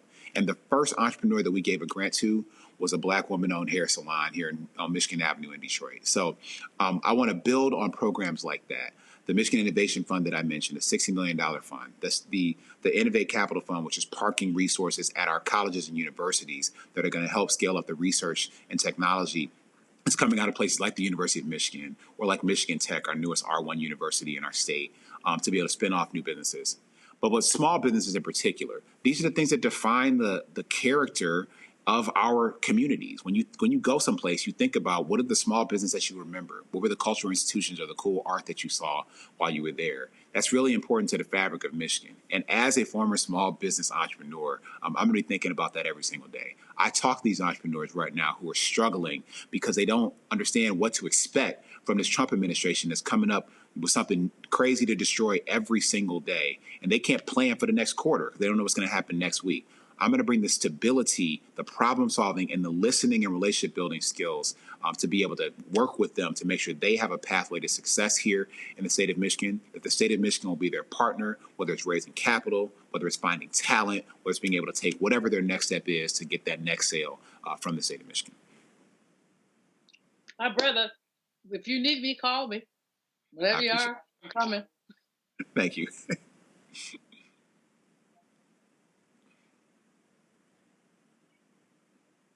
Lieutenant Governor, it's a pleasure to connect with you here. I am very curious about the Republican demographics of your constituents, because as you become governor, you would be their governor as well. I'm curious about the impact of Donald Trump's economic policies right now, particularly the tariffs and then the subsequent trade war, how that's affecting the auto industry there. But more specifically, your outreach to disillusioned Michiganders who have felt the brunt of some of the decisions made in Washington that's trickling down to Michigan. In my 6 years as lieutenant governor, I've been to all 83 of our counties 3 or more times. Michigan is the biggest state east of the Mississippi River, and I've put in more road work than anyone to get to know the people of Michigan by going and meeting them exactly where they are. And what I hear from people are just like, there's hope that is like snuffed out by frustration and anger and being mad about the status quo not delivering the results that they need. And my conversation with them is help me understand what the challenges are that you're facing so that as an engineer, a problem solver, a solution builder, I can work with you to find or create something that will make things work for you. And what we've seen is these challenges that exist in all 83 of our counties, they may not be exactly the same, but they rhyme. And let me give you a concrete example of that. So I've led our administration's work to reform our justice system to work better for people and set them up for success after they've been held accountable. Well, we had a system of criminal record clearance called expungement in Michigan that wasn't working. And it wasn't working because after people had done their time, paid their debt to society, been held accountable, only 7 out of 100 of them were actually getting their records cleared. And y'all know that if you have something on your record, it makes it harder for you to get an apartment, to get certain jobs, to get a loan for a mortgage, to go back to school, or to be reunited with your kids and rebuild your family. So as an engineer, I thought, well, if you have access to justice, the law says you should be able to have it cleared, then the justice should be yours without you having to have the barrier of hiring an attorney, having the barrier of waiting more time than the law says to be able to be fully integrated back into civic and economic life. So I created the automatic clean slate, automatic criminal record expungement program that as of April 12, 2023, when it cleared 1 million offenses on that one day, has now automatically set free 330,000 people's records so that they can get an apartment, again, get a loan, get job training, and get those jobs that we need in our economy today to work at those small businesses that Dr. Malvo alluded to. And that has put 330,000 people back on the rolls in all 83 counties of Michigan. It is bipartisan to want to have access to economic opportunity. And that is an argument that has resonated for me across the state of Michigan. And it's a story I want to tell about economic possibilities so that people can stay in Michigan and can succeed in Michigan and not have to flee to someplace else because they're chasing opportunity. Now, you mentioned the tariffs. I am really worried about them. Look, Donald Trump has never done anything in a way that was not sloppy and reckless. And the way that he's talking about tariffs is absolutely sloppy and reckless and dangerous for the economy and the workers of the state of Michigan. The people who create the value through these businesses, whether it's our auto suppliers or our big three OEMs, they're all going to be hurt by these tariffs, which is going to hurt families across the state of Michigan. My mother's a General Motors retiree. She would have been devastated. My household would have been devastated if this would have went into effect in the sloppy way that, the only way that Donald Trump and Elon Musk know how to do anything is sloppy and destructive. So I talk to auto suppliers every day, and just like that small business owner I referred to a little bit earlier, they're trying to figure out what they do next quarter, but they can't really plan because they don't know what's going to happen next week. Because one day the tariffs are off, another day the tariffs are back on. One day they're at level X, and then the next day they're at level Y. That like chaos and confusion is frankly the kind of thing I'm going to be a strong contrast to as the governor of Michigan, providing stability, providing relationship, providing trust that we're going to make decisions together to make sure our economy is strong. Amen.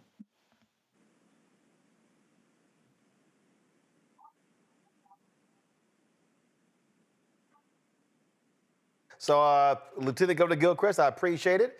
Good luck. I'm sure we're going to have you back on. When is the primary? Primary is in August of 2026. We have a lot of exciting work to do. But Roland, I'm the kind of person who brings people together and has brought people together here in the city of Detroit to organize for causes that are important, that can help us stand tall for our values. So I want everyone to support this campaign. You see how to do so on the screen, but come join this movement so we can really stand tall for Michigan. So primary is August 2026. It's on the ballot in November 26. Yes, sir. Got it. All right. Well, we appreciate it. Thanks a lot. Thank you. Thanks, everyone. Folks, when we come back, we're going to break down how racist this administration is, how anti-black it is, even when it comes to the skin condition of black men shaving. Wait till we unpack this for you. You're watching Roland Martin Unfiltered on the Black Star Network. What's up, y'all? Look, Fanbase is more than a platform. It's a movement to empower creators, offering a unique opportunity for everyday people to invest in Black-owned tech, infrastructure, and help shape the future of social media. Investing in technology is essential for creating long-term wealth and influence in the digital age.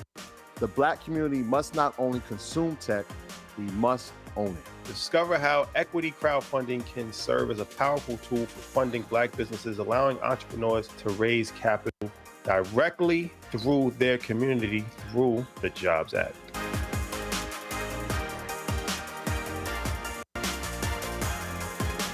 On the next A Balanced Life with me, Dr. Jackie, think about for a moment some of those icky behaviors that you display every now and then. Are you a petty Betty or a crabby Kathy? Where do those less than attractive traits come from? We all have them. And more importantly, how do we get rid of them to make certain that they don't infect other people? Pettiness is something that we all carry. It's just make sure that you carry it well and you don't use it to intentionally hurt. On the next A Balanced Life with Dr. Jackie on Black Star Network. Hey, this is Motown recording artist Kim. You are watching Roland Martin Unfiltered. That boy, he always unfiltered though. I ain't never known him to be filtered. Is there another way to experience Roland Martin than to be unfiltered? Of course he's unfiltered. Would you expect anything less? Watch what happens next.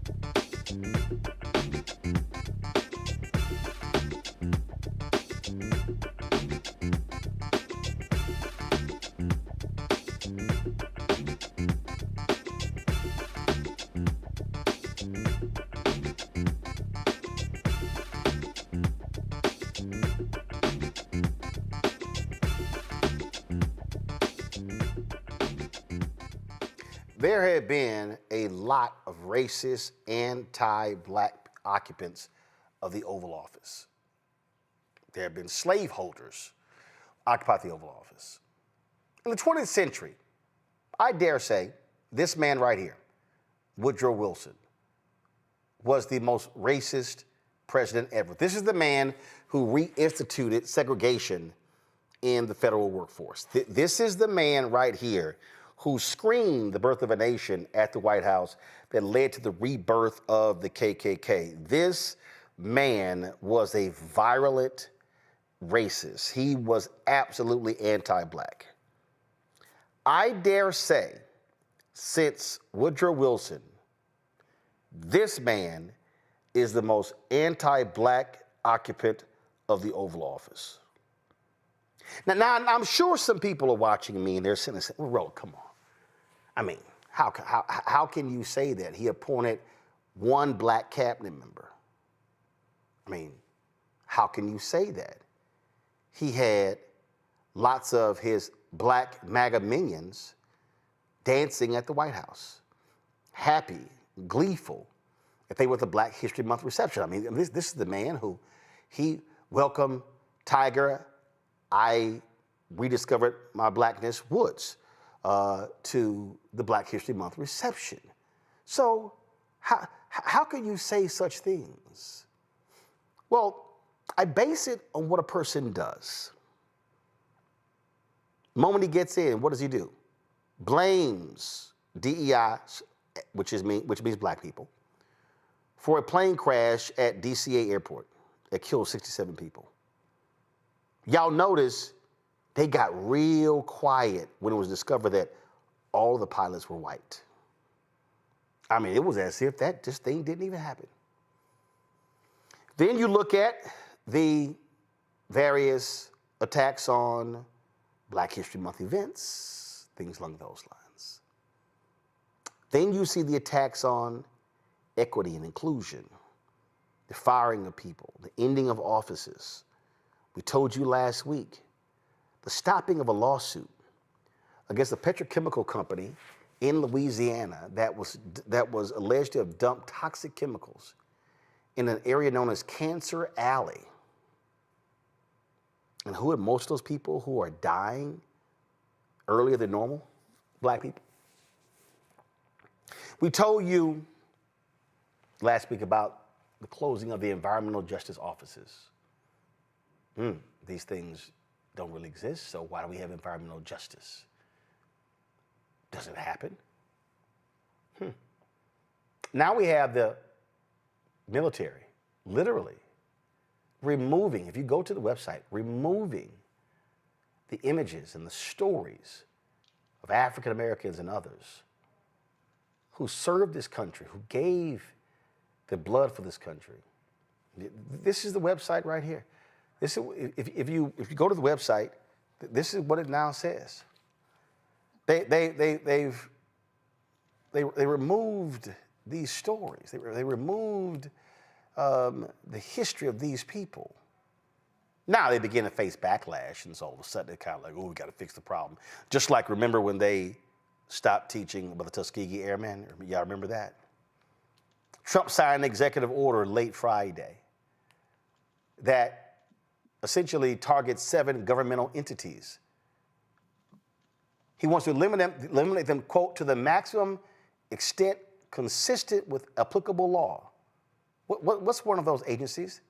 The Minority Business Development Agency. Do y'all remember?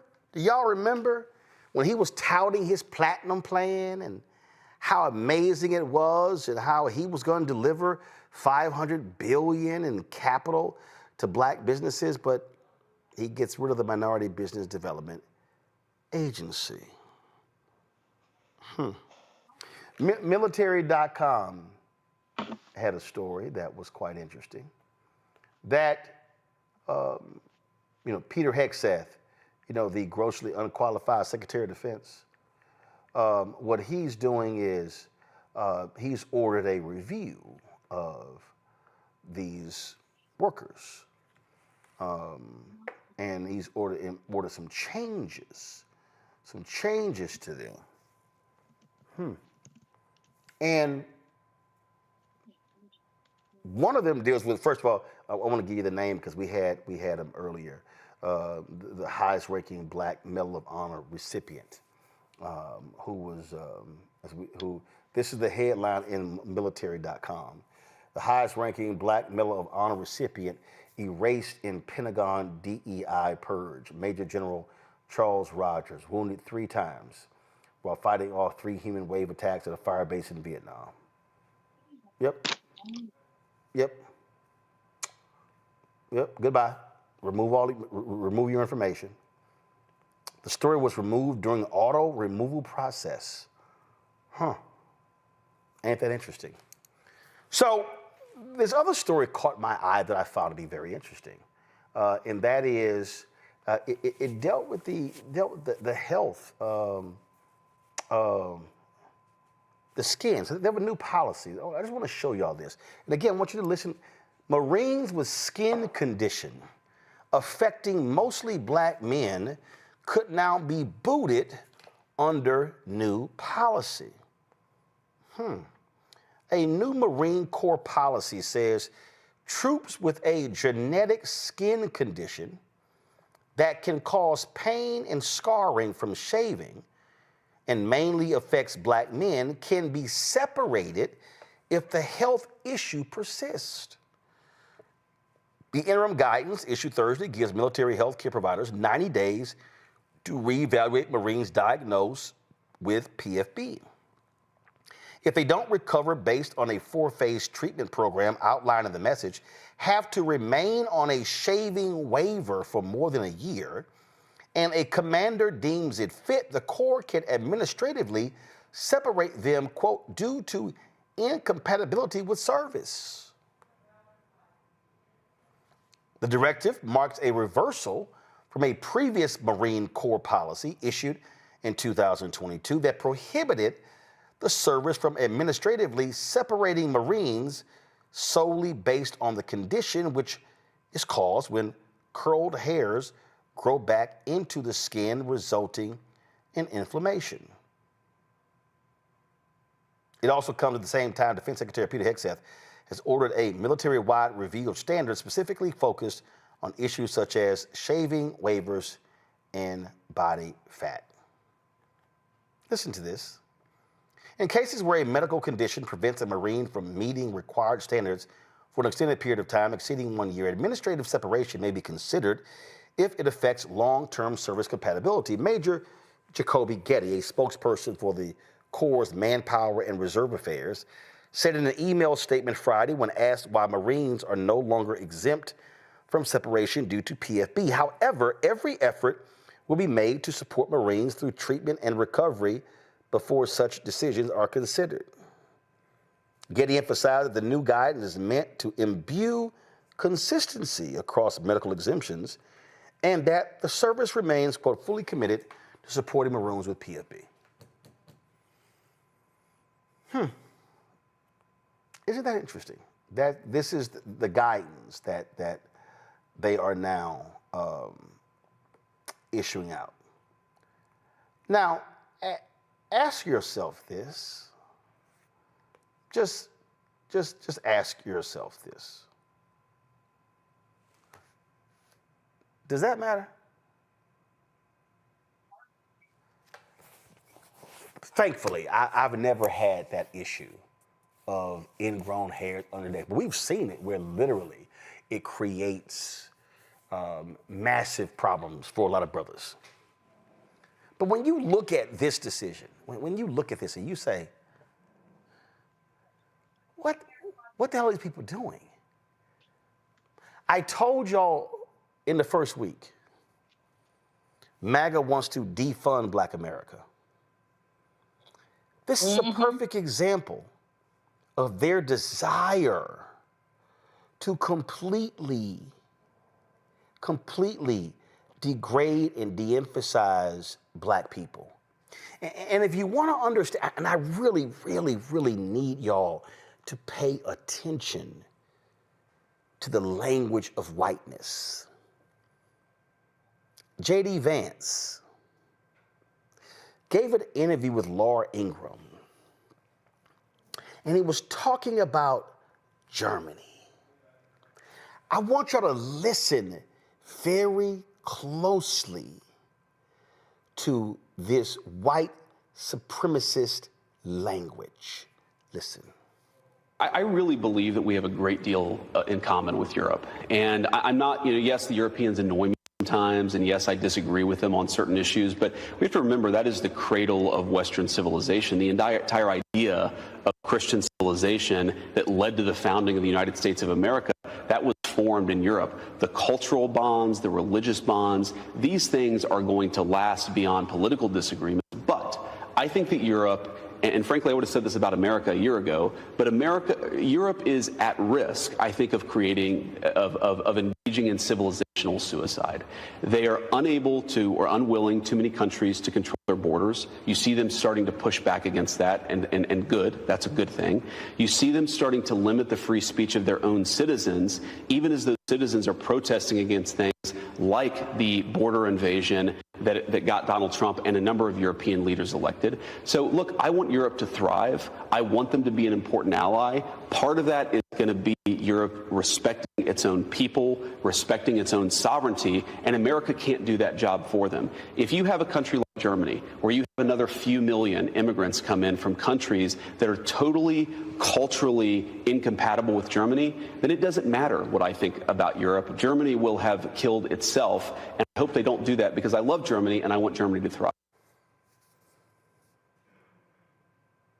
Okay, some of you were not paying attention. So I'm going to say this to you. I'm going to replay it for you. What J.D. Vance just said is, we've got to ensure that Germany remains white. And when these other people are coming in, they are polluting Germany. They are infecting the bloodlines of Germany. Now, with me setting that up, now I want you to listen to what he said with that in mind. I really believe that we have a great deal in common with Europe. And I'm not, yes, the Europeans annoy me sometimes, and yes, I disagree with them on certain issues, but we have to remember that is the cradle of Western civilization. The entire idea of Christian civilization that led to the founding of the United States of America, that was formed in Europe. The cultural bonds, the religious bonds, these things are going to last beyond political disagreements. But I think that Europe, and frankly, I would have said this about America a year ago, but Europe is at risk, I think, of engaging in civilizational suicide. They are unable to, or unwilling, too many countries to control their borders. You see them starting to push back against that, and good, that's a good thing. You see them starting to limit the free speech of their own citizens, even as those citizens are protesting against things like the border invasion that got Donald Trump and a number of European leaders elected. So look, I want Europe to thrive. I want them to be an important ally. Part of that is going to be Europe respecting its own people, respecting its own sovereignty, and America can't do that job for them. If you have a country like Germany, where you have another few million immigrants come in from countries that are totally culturally incompatible with Germany, then it doesn't matter what I think about Europe. Germany will have killed itself, and I hope they don't do that, because I love Germany and I want Germany to thrive. Culturally incompatible. Today, Trump administration welcomed a man who was found liable for sexual assault. That's fighter Conor McGregor, to the White House. He literally spoke from the press secretary's podium. But I want you to listen to what Conor McGregor said, because he sounded strangely like J.D. Vance. Listen. I'm here to raise the issues that people of Ireland face, and it'll be music to the people of Ireland's ears, because never on the main stage has the issues the people of Ireland face been spoke. Our government has long since abandoned the voices of the people of Ireland, and it's high time that America is made aware of what is going on in Ireland. What is going on in Ireland is a travesty. Our government is the government of zero action with zero accountability. You know, our money is being spent on overseas issues that has nothing to do with the Irish people. The illegal immigration racket is running ravage on the country. There are rural towns in Ireland that have been overrun in one swoop, that have become a minority in one swoop.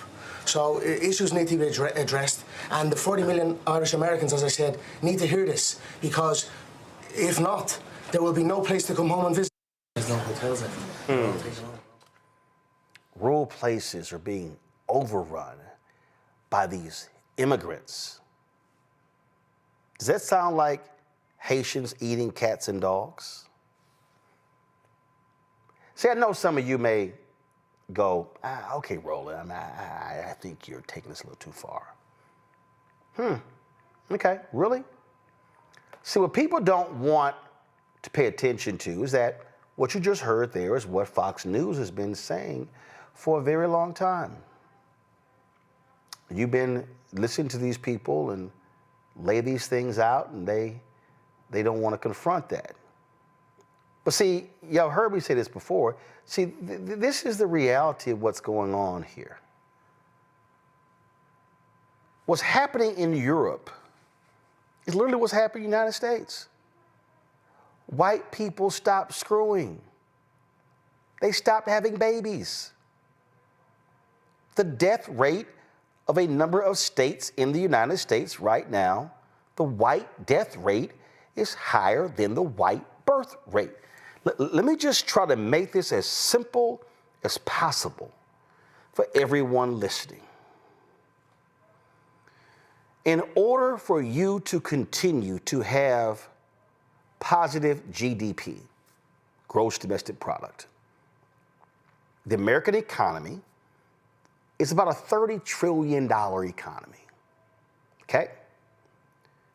You need the replenishment of people in order for you to maintain your GDP. We are far ahead of China in terms of gross domestic product, okay? We're up by about $12, $13 trillion. Why has China been having an economic problem?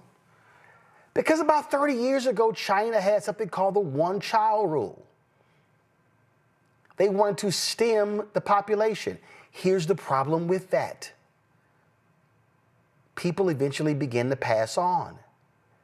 So 30 years later, where you should have children, where you should have people who are 30, 29, 28, 27, 26, 25, essentially replacing people who are 75, 80, 85, 90 who are passing on, China's population began to decrease. They begin to realize, shit, we've got more people dying than people being born.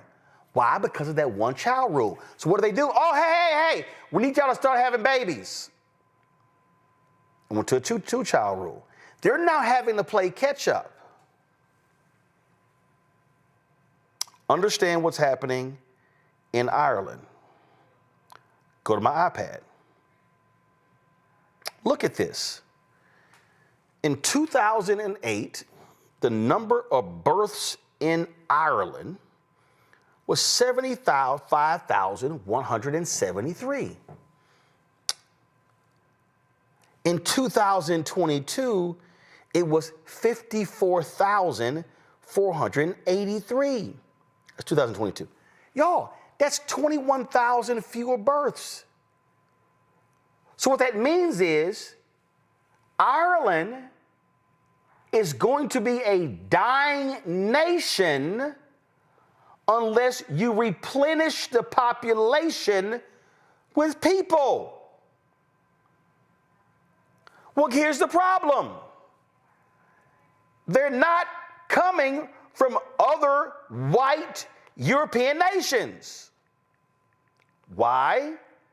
Because the white European nations are having the exact same problem as Italy. Same problem. Go to my iPad. Germany's birth rate has been declining rapidly, reaching a record low of 1.35 children per woman in 2023. That's a 7% drop from the previous year and an 8% drop from 2022. Look at this here. There's a decline in the number of women aged between 27 and 36 in Eastern Germany, an age group that accounts for the majority of births in the region.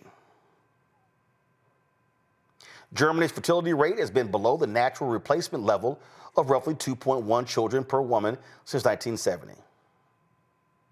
Germany has experienced a natural population decline every year since 1972, but population has increased due to immigration. Now we get to the crux of the issue. The racists in the Trump administration, Donald Trump, J.D. Vance, Stephen Miller, and others, they despise immigration because they want to maintain the power of whiteness. They want to maintain the purity of whiteness. Donald Trump talked about on the campaign trail, the blood being infected. Well, hell. See, Donald Trump prefers white immigrants. So he wants those white Afrikaners. He wants some white folks from Denmark and Finland. Can we please go bring in some virile, blonde, blue-eyed white people? They despise the fact that there are brown immigrants. They despise that there are immigrants from Venezuela, Colombia, Latin American countries, Bermuda, Jamaica, African countries. They prefer white people. So when you listen to Conor McGregor complain about the indigenous Ireland people, hey, Conor, you can't complain about everybody else. That's your problem. You're the one who was found liable for sexual assault. Anybody trying to have your baby? J.D. Vance is complaining about cultural compatibility. What he's saying is those other people are coming to Germany and they're not like the Germans. Well, excuse me, because here's the problem with Germany. If you don't have immigration, you're screwed. Y'all, what is my book about? It's about white fear, how the browning of America is making white folks lose their minds. That's what the book is about. This is it right here. I literally talk about it in the book. I literally say in the book that what these people have been focused on, when you hear them talk about the great replacement theory, it all comes down to whiteness. They can't stand the fact that there are going to be fewer white people in America. So when you hear them talk about, man, we've got to maintain we got to maintain these things. We have to maintain, how can we got to maintain whiteness. We got to maintain white people being in control. What can we do? It has to be white. And see, I need y'all to understand when you have these Negro MAGA trolls sitting here running their mouths, sounding like pure idiots, they don't even understand that they are doing the job of the white nationalists, the white supremacists. They don't even want to accept it. Here's Sam Cedar. You know how they have these conversations with, it's called Jubilee Media. Listen to this white woman. By the way, she's talking like she's an American. She's not. She's actually an immigrant from Canada. But she's blonde and she's white. Listen to this.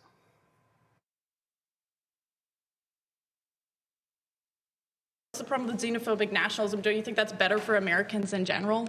To be xenophobic nationalism is better. We should have a coherent culture. Everyone should be a part of the same culture. We should have assimilation. Which, do you get to choose what the culture is? We already have a dominant culture. What is based the dominant on culture? European and Christian values and identity. That is the dominant culture. White Christian, it's rooted in European identity. White. So your argument is that has been the dominant culture. Just to be and clear, we're not letting people assimilate to that. We're saying you should keep your culture, and this is why our culture is so divided. Your argument is that Trump is good for those who want a dominant white European culture.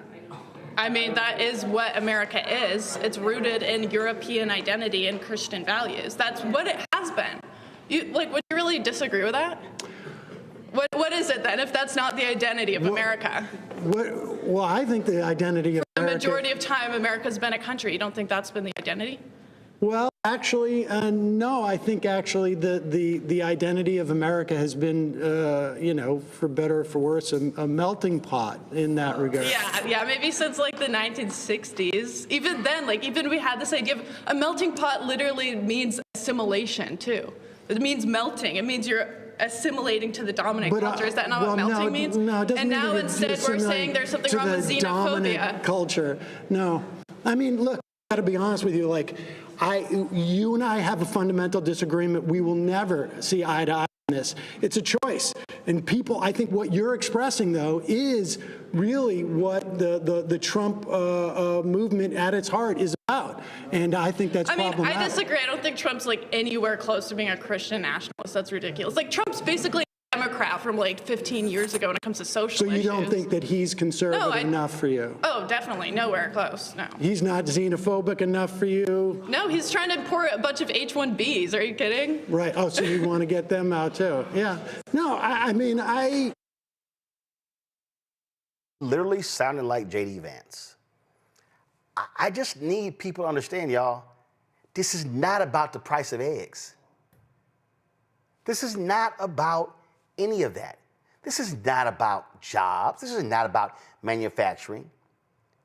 And this is why Democrats have struggled, because the problem is when you have the Vice President, Kamala Harris, she gave an interview where she talked about this very issue, where she talked about one of the issues she talked about was when we talk about identity politics. White folks don't like talking about this stuff because what you're doing is you're putting white folks on Front Street. You're forcing them, you're holding a mirror up to say, yeah, like her, oh, the dominant culture, no. So when you assimilate, first of all, baby, when you're a melting pot, as somebody who cooks gumbo, when you start putting other ingredients in, it changes the taste of the roux. It don't taste the same. Spice adds flavor. Miss unseasoned chicken. But I need our people to understand that if you're not framing what is happening right now through the lens of whiteness, of white nationalism, white supremacy, white theocracy, then you're actually missing the entire picture. And the struggle that Democrats have is that when they talk about justice, equality, diversity, equity, and inclusion, these white folks don't want to hear that, because what they hear is, you're taking my job. That Negro got my job. That black woman got my job. That Latina got my job, because they actually believe that they're smarter, they're better, and that everything is designed for them. And the rest of us non-white people, we're supposed to accept the scraps and be happy. We're supposed to call a crumb a meal. J.D. Vance is saying, Germany, you're no longer pure and white, and we don't want America to become a non-pure white country. Ben Dixon.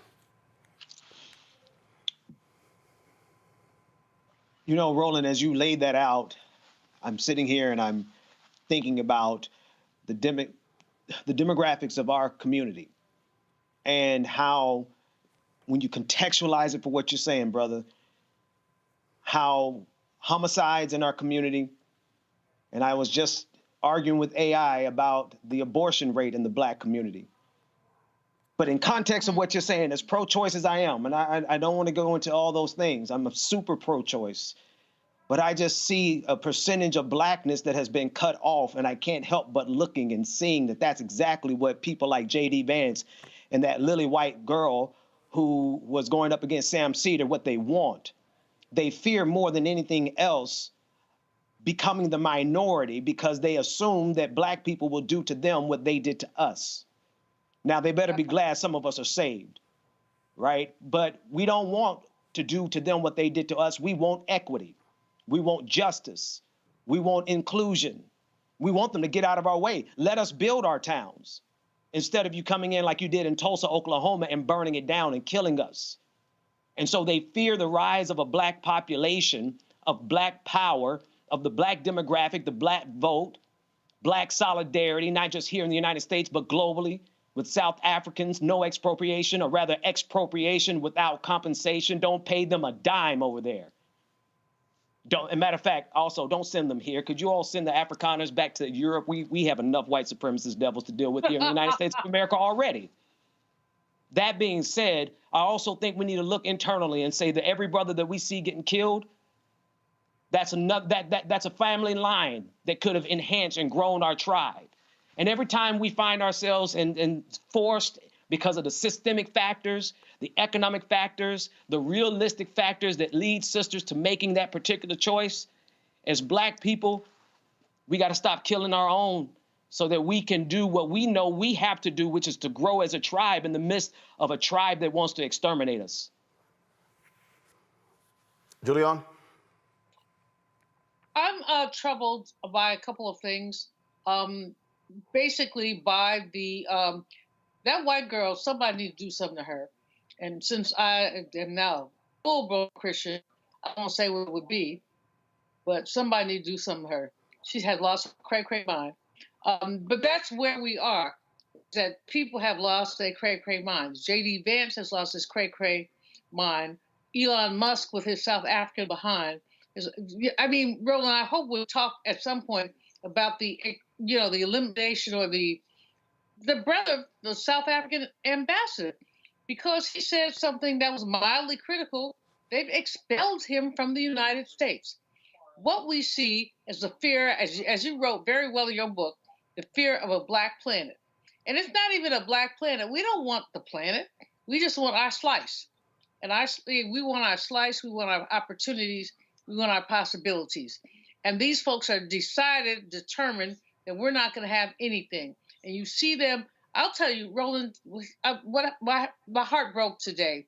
One of my best friends, Cheryl Poinsett Brown, her daddy, a couple years ago, we went out to Arlington where he was buried. You met my godchild, Matthew Brown, who's an AP reporter. And I just thought about how they must feel that the plaques to the black and women veterans were taken down.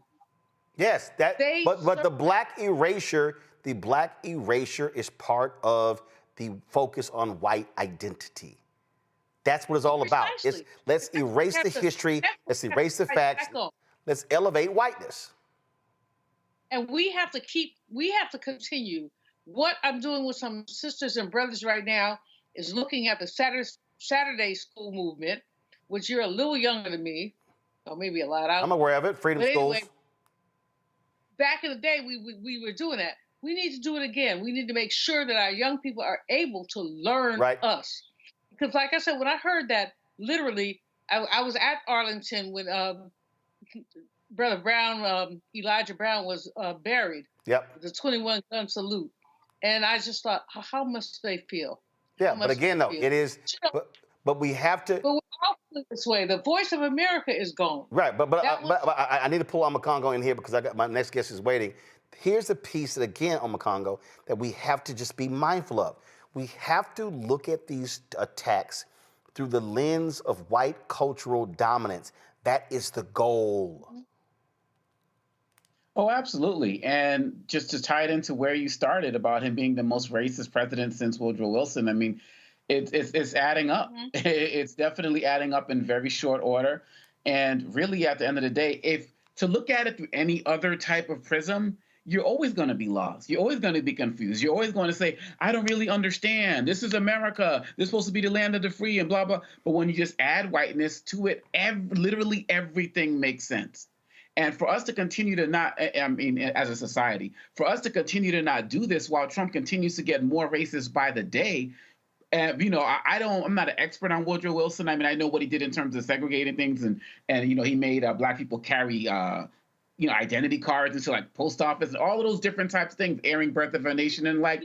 But Trump is taking it outside of government. You know, he's putting it into schools, into corporations, into police forces. So it's a wide-reaching net in terms of what he's doing. He's not just limiting it to what the government is doing. And so I don't see how anybody could deny that. I don't see how anybody can argue with his racism. And too many people are caving in right now, and they're not challenging it in ways that are sufficient. I love what people are doing at the Pentagon, but since they can't really speak up the way that they would like to, I'm sure they're fighting behind closed doors. But we're going to have to keep fighting every single day and be vigilant about this. Indeed, indeed. So I just want people to understand, you have to understand the underpinning of one's argument to understand how to counter the argument.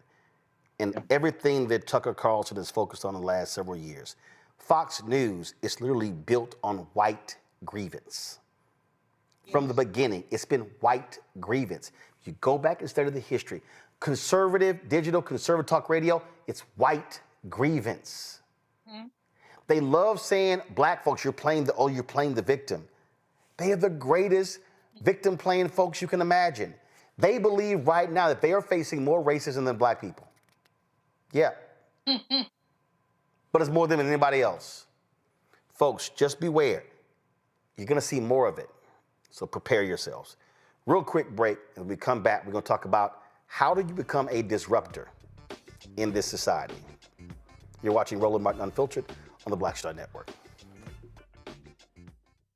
This week on A Balanced Life, we are talking about protecting your peace when life be lifing. I mean, honestly, so much is going on, from dealing with chaotic leadership, trying to figure out how we're going to work on these 90-day holds, how to unburden ourselves from the things that are happening in our lives, all the way through knowing what it means and what it looks like to just take the time to work on self. How much time are you spending on wasteful movements? Like what energy audit do you need to do on your personal time in your personal life? Because maybe some people don't need to have that front seat perspective on your life. Maybe some people need to be in a different position where they don't cloud your view. That's next on A Balanced Life with Dr. Jackie here at Black Star Network. Hello, I'm Paula J. Parker, truly proud on the Proud Family. I am Tommy Davidson. I play Oscar on Proud Family, Louder and Proud. Hi, I'm Jo Marie Payton, voice of Sugar Mama on Disney's Louder and Prouder, Disney Plus. And I'm with Roland Martin on Unfiltered.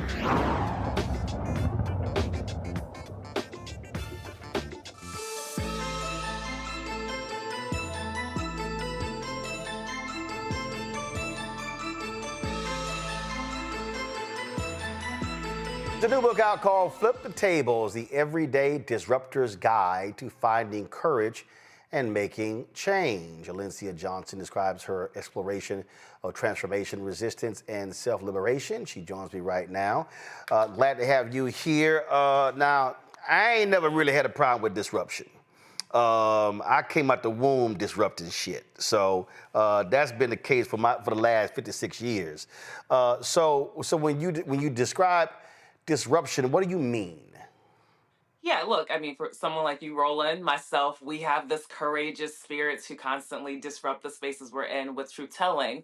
The reality is, though, I've realized that there are so many people who want to have impact in the world around us when you have everything from, attacks on us as Black people, when what's happening in the political world. And I took this question of how can I create impact in the world and disrupt the world around me to think about how can everybody be an everyday change maker. Not everybody has a huge platform like you do. Not everyone has the positions that I do in politics, but we do have a sphere of influence in our communities. And this book, the idea actually came from a time when I myself needed some personal transformation, some disrupting of myself. And so really the term disruption is something for us to actually embrace. When we see something before us that is no longer serving us, we need to destroy it with a plan to build something better. And I think all of us have that in us, and this book is that guide to that. Well, see, here's the mistake that I believe that many people make. So there'll be somebody who goes, oh my goodness, Alencia, you're right. I mean, you said that, I don't have Roland's platform. Okay, so we've got 1.76 million subscribers. Got it. We didn't start with 1.76 million. That's right.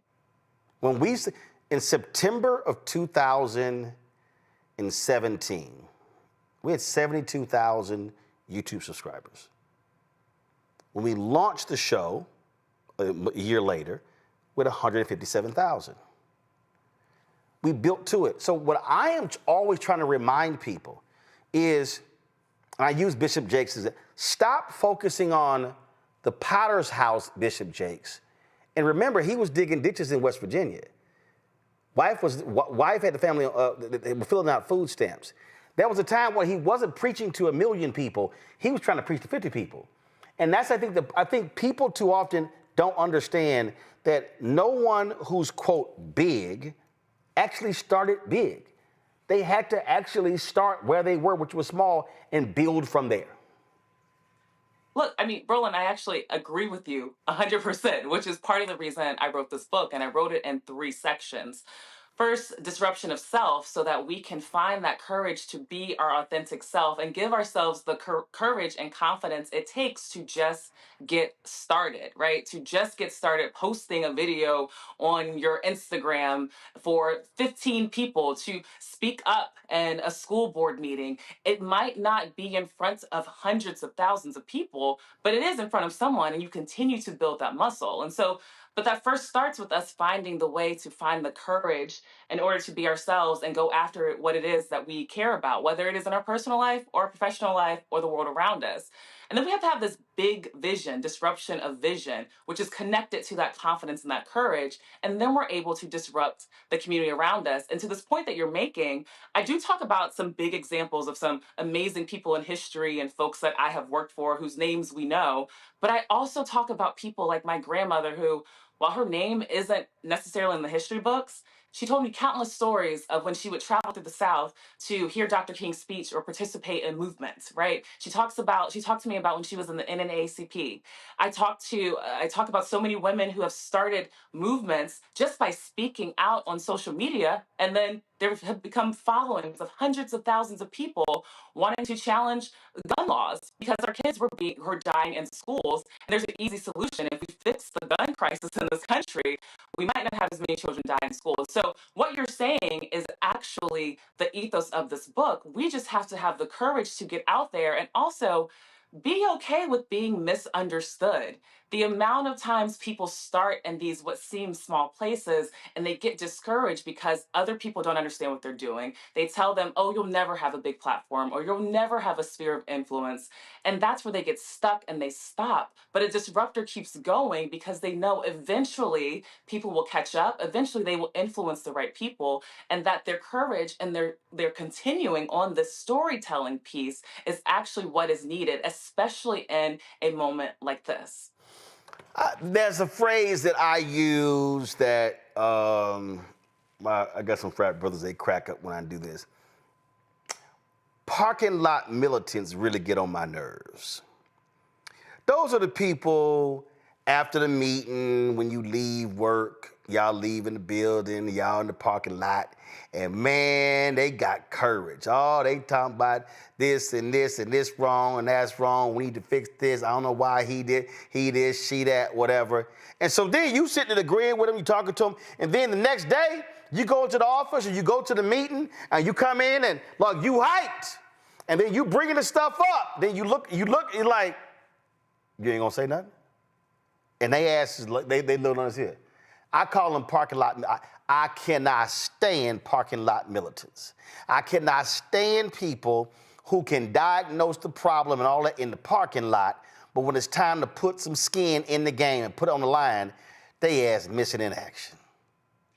Listen, I think, Roland, we know a lot of people like that, right? If we get left out there by ourselves, which is why I felt like it was so imperative to figure out how do you build that spiritual fortitude to go at it alone when you are the only one that is courageous enough to actually speak in that room, to actually flip over that table, to play off the title of the book. Because there are going to be a lot more critics or a lot more folks who, to your point, are the parking lot militants. You know, I call them the folks that sit in the stands and only have the courage to criticize, but you're the one in the court by yourself. And so what do you need to surround you as you are a trailblazer? What is that spiritual fortitude that you need? Listen, the story of Jesus flipping over tables in the temple is actually what inspired the title of the book. And so obviously it talks a bit about my faith. What is that spiritual connection and faith that you need to be that person that actually walks the talk in those spaces when it's not popular? We know so many folks that you bring up in this on your show, so many people in history. It wasn't popular for them to disrupt the status quo. It wasn't popular for them to speak up. It wasn't popular for them to risk every single thing that they had. But in hindsight, the way that we talk about them in history, they were the greatest disruptor ever. Right. So courageous, and we all would have followed them. No, I want to get to the people so that they have the courage to be that person, knowing that they might go at it alone. But what is required for this generation now and generations to come is for us to be that single voice sometimes that we have to be. But if you think about it, Roland, I mean, I think for me, what I bring into a lot of these rooms is knowing that there are other people in rooms who are by themselves. And unfortunately, right, do we have to think about the club that way? But I don't think that I am alone, because I know that there are other courageous disruptors who are like, you know what? I have this one shot, this one moment. If I'm able to say something, then hopefully that moves. If I'm not invited back into the room, that's okay. But I spoke truth to power. Right. And what is required of me in this moment required that. Before I go to questions from my panel, they're waiting. For some of these folk, I think what is most troubling for me, and I try to. So many people they stop me wherever I go. Last week I was in Jamaica. My twin nieces turned 21, and we had promised to take them there when they were 10 years old. And there were folks who were stopping me. Man, I got an idea. They got this, and people are always saying, man, you know, what do we do? Where do we start? And there was this one brother. He was like, man, I just don't know. And he was all, and I was like, stop. I said, what do you care about? And he's like, what do you mean? I said, well, what's the one thing you care about? I said, stop trying to focus on, and the phrase I use is, you can't think national if you don't think state, city, neighborhood, block, street, house, one person in the house. That's just sort of how I try to break it down. And I just think what happens is people get frozen by being disruptors because they keep seeing, oh, this problem is so insurmountable. That's right. It is so huge. It is so big. And I don't have a college degree. I don't have this. I don't have following. I don't have any money. And they go through all that sort of stuff. And I was just with somebody the other day, and they were talking about the Montgomery bus boycott. I said, stop. Why you keep talking about 382 days? I said, it was a one-day boycott. Yeah. Then they said, let's go for 5. That's right. After the 5th day, they said, let's keep it going. I said, y'all keep focusing on the 382, you ignoring the 1. And I just think that we have to get people to understand, to be a disruptor, you actually have to be thinking micro, yes, not macro, That's small, not large. That's right. And that piece you say, and I talk about it in the book too, what is the one issue you care about? Part of that's being connected to your values, right? What is it that we value, and who is it that we value, and how can we be in better community? And then you do realize the thing that a lot of us say, all politics are local. You report on this all the time, the amount of races at the local and state level that are decided by less than 100 people. So when they're acting crazy in Washington, D.C., there's so much that you can do in your local community. If you care about one specific issue, there are so many organizations, Black-led organizations, that could use folks just volunteering their time, an hour or 2 a week. And that's when this giant doesn't feel so hard to defeat. And that's when you're able to start instead of being paralyzed by the magnitude of so many problems to solve. And so this thought of disruption and starting local is also to get us focused and to stay focused and to continue along this path. And I'm glad you brought up this thing about not as many resources, because I give a lot of practical steps that don't require a lot of resources, just some time and a little bit of courage to get out of your comfort zone, to get a little uncomfortable, right? Because that's what disruption is going to take. But there are so many ways that we can shake the system. And if there are more than one of us doing that, your audience is watching. If 10,000 of you are thinking of 10 different local ways. Actually, let me not even say that. 2 different local ways that you can get in this and disrupt. Yeah. That is 2 times 10,000. That is 20,000 ways, right? That is so many ways that can actually bulldoze and move these tables that are standing in the way of progress. Well, I had Anthony, give me a shot at the table. So I was talking to a brother who was he was in media, was trying to start his own show, and he was like, man, I see how you built this. I said, stop, bro. I said, the first check we got from a fan was a 92-year-old black woman in Long Island, New York. I said, she saw what the TV One show. She said, hey, I believe your voice matters. She gave a check. I said, and so he said, I got this is what he told me. He said, I got a problem asking people for money. I said, Get over that. First of all, they don't have to give you anything. I said, but if you ask and they do, that means they're buying into your vision. They're buying into what it is you want to achieve. Last night, and I didn't think people understand, this is not about, go take the shot, Anthony. I mean, this is real. This was just today. This is in the last 3 weeks. These are just people, they don't believe in Cash App, PayPal, Venmo, Zelle. But here's the point. If we never built this, if we never worked at it every single day, if we never just said, yo, keep plugging, then they wouldn't be buying into the vision. And that's why I keep telling people, you have to, when you hear the phrase, if you build it, they will come, it's like anything. There's nothing that has ever happened in the history of the world that did not start with an idea from one person. One person. There's no such thing as a group idea. A group don't come up with one idea. No, one person and say, man, I was thinking about something. And then they share it, and all of a sudden they're like, that's a good idea. They might call a couple other friends, all of a sudden think it's the mushroom. The greatest failure, and Les Brown told me this, he said the place with the biggest amount, he said the place with the largest number of great ideas are cemeteries. He said, because people never actually took those ideas and acted upon them. And that, to me, I think is one of the greatest frustrations for a lot of people. They never act on it. They never, I should have said something. I should have did that. My whole deal is, if it's in your spirit to do it, you just got to go do it. That's right. I mean, look, Roland, I agree with you in that. But for me, writing this book is that piece of all of these ideas that just die with people, right? That could have liberated a whole community, right? That could have started whole movements if someone just decided to just get started. And operating with an urgency of now, I believe that our gifts are on loan for us, right? And so the closer we get to our purpose, we understand that I do believe that God has created us to be connected with one another to advance society.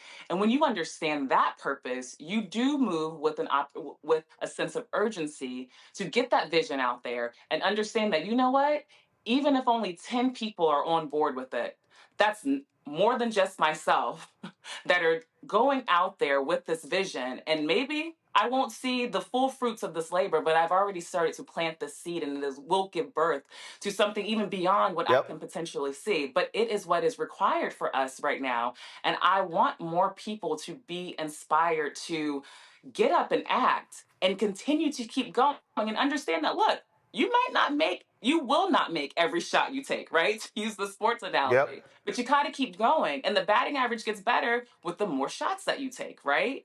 Every single thing that you've done, every single thing that I've done hasn't been a huge success by society standpoints, but they are proof points that we can actually do something. We can put something out there, and it gives us more confidence to try in public and putting a vision out there and asking people to buy into it and be part of it. On Makongo, I'm going to go to you first. What blows me away is when I meet people and they say, man, I ran for office after watching your show. There's somebody says, a brother, I was in the airport and I can't remember. He said, brother, thank you. I was like, appreciate. I mean, when they do that, I know what they're talking about. And he said, no. He said, I went to college because of you, because of something that you said.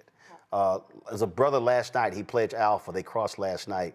and his brother was in tears because he said he's a Jamaican immigrant. He said he never felt accepted in this country as a black immigrant, as a black man, until he started watching my TV One show. And he recounted this story to his line brothers, and he was just in tears.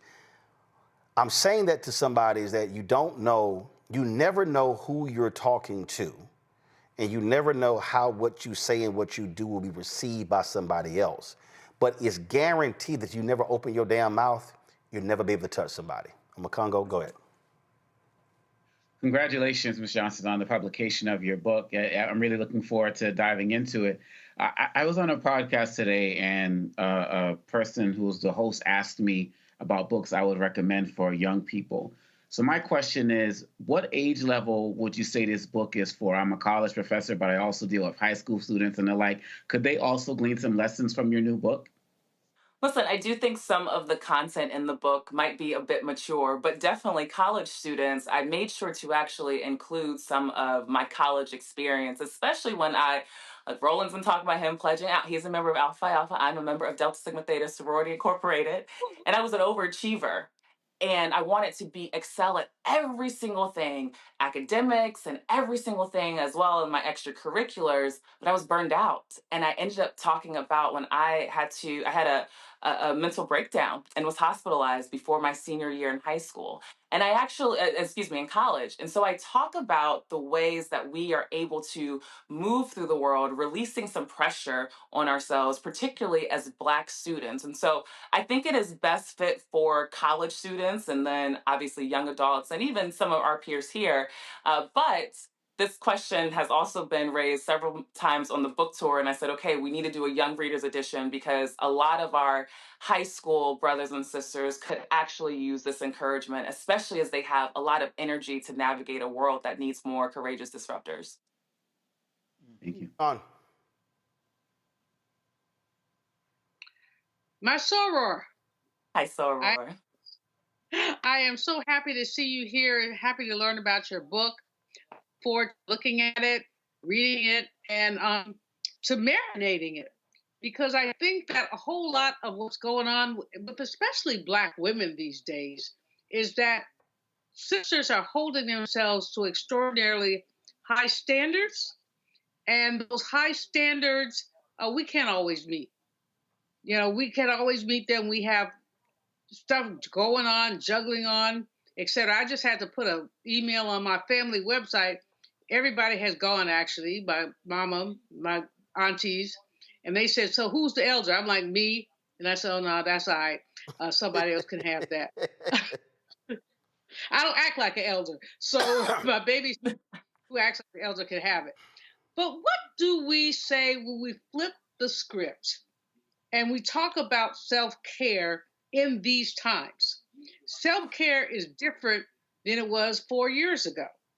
But it's almost the same, and maybe we talked about Woodrow Wilson. What do you say about these times, which are very different and challenging times, and how many will be 1 million people who get laid off from the feds? What do we say to people? How do we flip the script to lift people up? Well, thank you, my soror Malvo, for that question. I actually have a chapter in the book, chapter 7, about less really is more and disrupting the notion of the strong Black woman trope or the girl boss and how that actually hasn't served so many of us when we see, unfortunately, the suicide rates among women going up, among Black people going up, and just really dismantling society and this the way that capitalism has forced us to understand what success and worthiness looks like, right? And it's so divine that this book came out after the 2024 election. And I was actually editing it towards the end of the election, which I don't know how I was doing that, was trying to at least take care of myself. And Alice Walker's quote came to me where she said, you have to keep a healthy soul to face constant oppression. And what that looks like for each individual is going to be different. But in order for us to continue to face the constant oppression that isn't going to change with just one election cycle, it's not going to change actually just because of electoral politics, we have to figure out how to sustain ourselves within this. But we also have to, as disruptors, understand the very real pain that is day to day, the trauma that is inflicted upon it. And some of that is actually naming it for what it is. You mentioned the federal workers. I live in the DMV area where majority of Black people are federal workers. This is a traumatic experience that people are talking about. And so how do you create community, right, amongst each other? Because I'm also realizing we don't know what real community is looking like. It's not necessarily social media. I look at the way that my grandmother and the elders in my family built community to take care of one another while we were facing all of this oppression. And I may not be able to take time off, or I may not be able to really have actual deep rest while I'm working 10, 12 hours a day under this regime that's trying to take care of my job. But what does it look like for my community to take care of me and for me to ask for that help? So I actually spend a lot of time touching on these issues because it's incredibly important for us to take care of ourselves physically, mentally, and our soul in order to face what is happening in very real time. Ben. I hear in your last few words, you would that we would prosper and be in good health, even as our soul prospers. And I feel that energy coming from you as you speak, and I'm looking forward to reading the book. But I am curious into what you were just saying a moment ago about the traumatic experiences that so many Black Americans are experiencing right now, particularly the federal workers. How do you see your voice and not only your book, but all of the other efforts? I hear your critique of capitalism in there. I hear the nuances that you have in terms of the regime that we're living under and the impact that that has. How do you feel your calling, your ministry, and your book and your role as a disruptor plays into bringing more attention to that and help fostering and building that community that we need? Thank you. Thank you for that. Well, I believe that this book, as well as a lot of the other work that I do to amplify so many of the issues, creates the conversation that so many do not have the platform to do that. And it's such a time as this. And it's interesting because, and I've known Roland for many years and many iterations of my career, and the choice to be an entrepreneur, I'm an accidental entrepreneur in political and advocacy spaces, also has allowed for me to have a freedom of voice in a way that so many of our brothers and sisters do not have. And so how do I stand in the gap and speak truth to power in the ways in which they are not able to? How am I able to sit on some of these panels that are extremely privileged? When I was on a panel on a major network, and there was a Republican that repeated the talking points of people have to feel the pain just a little bit for us to get America back to where it needs to be. And I said, hold on, wait a minute.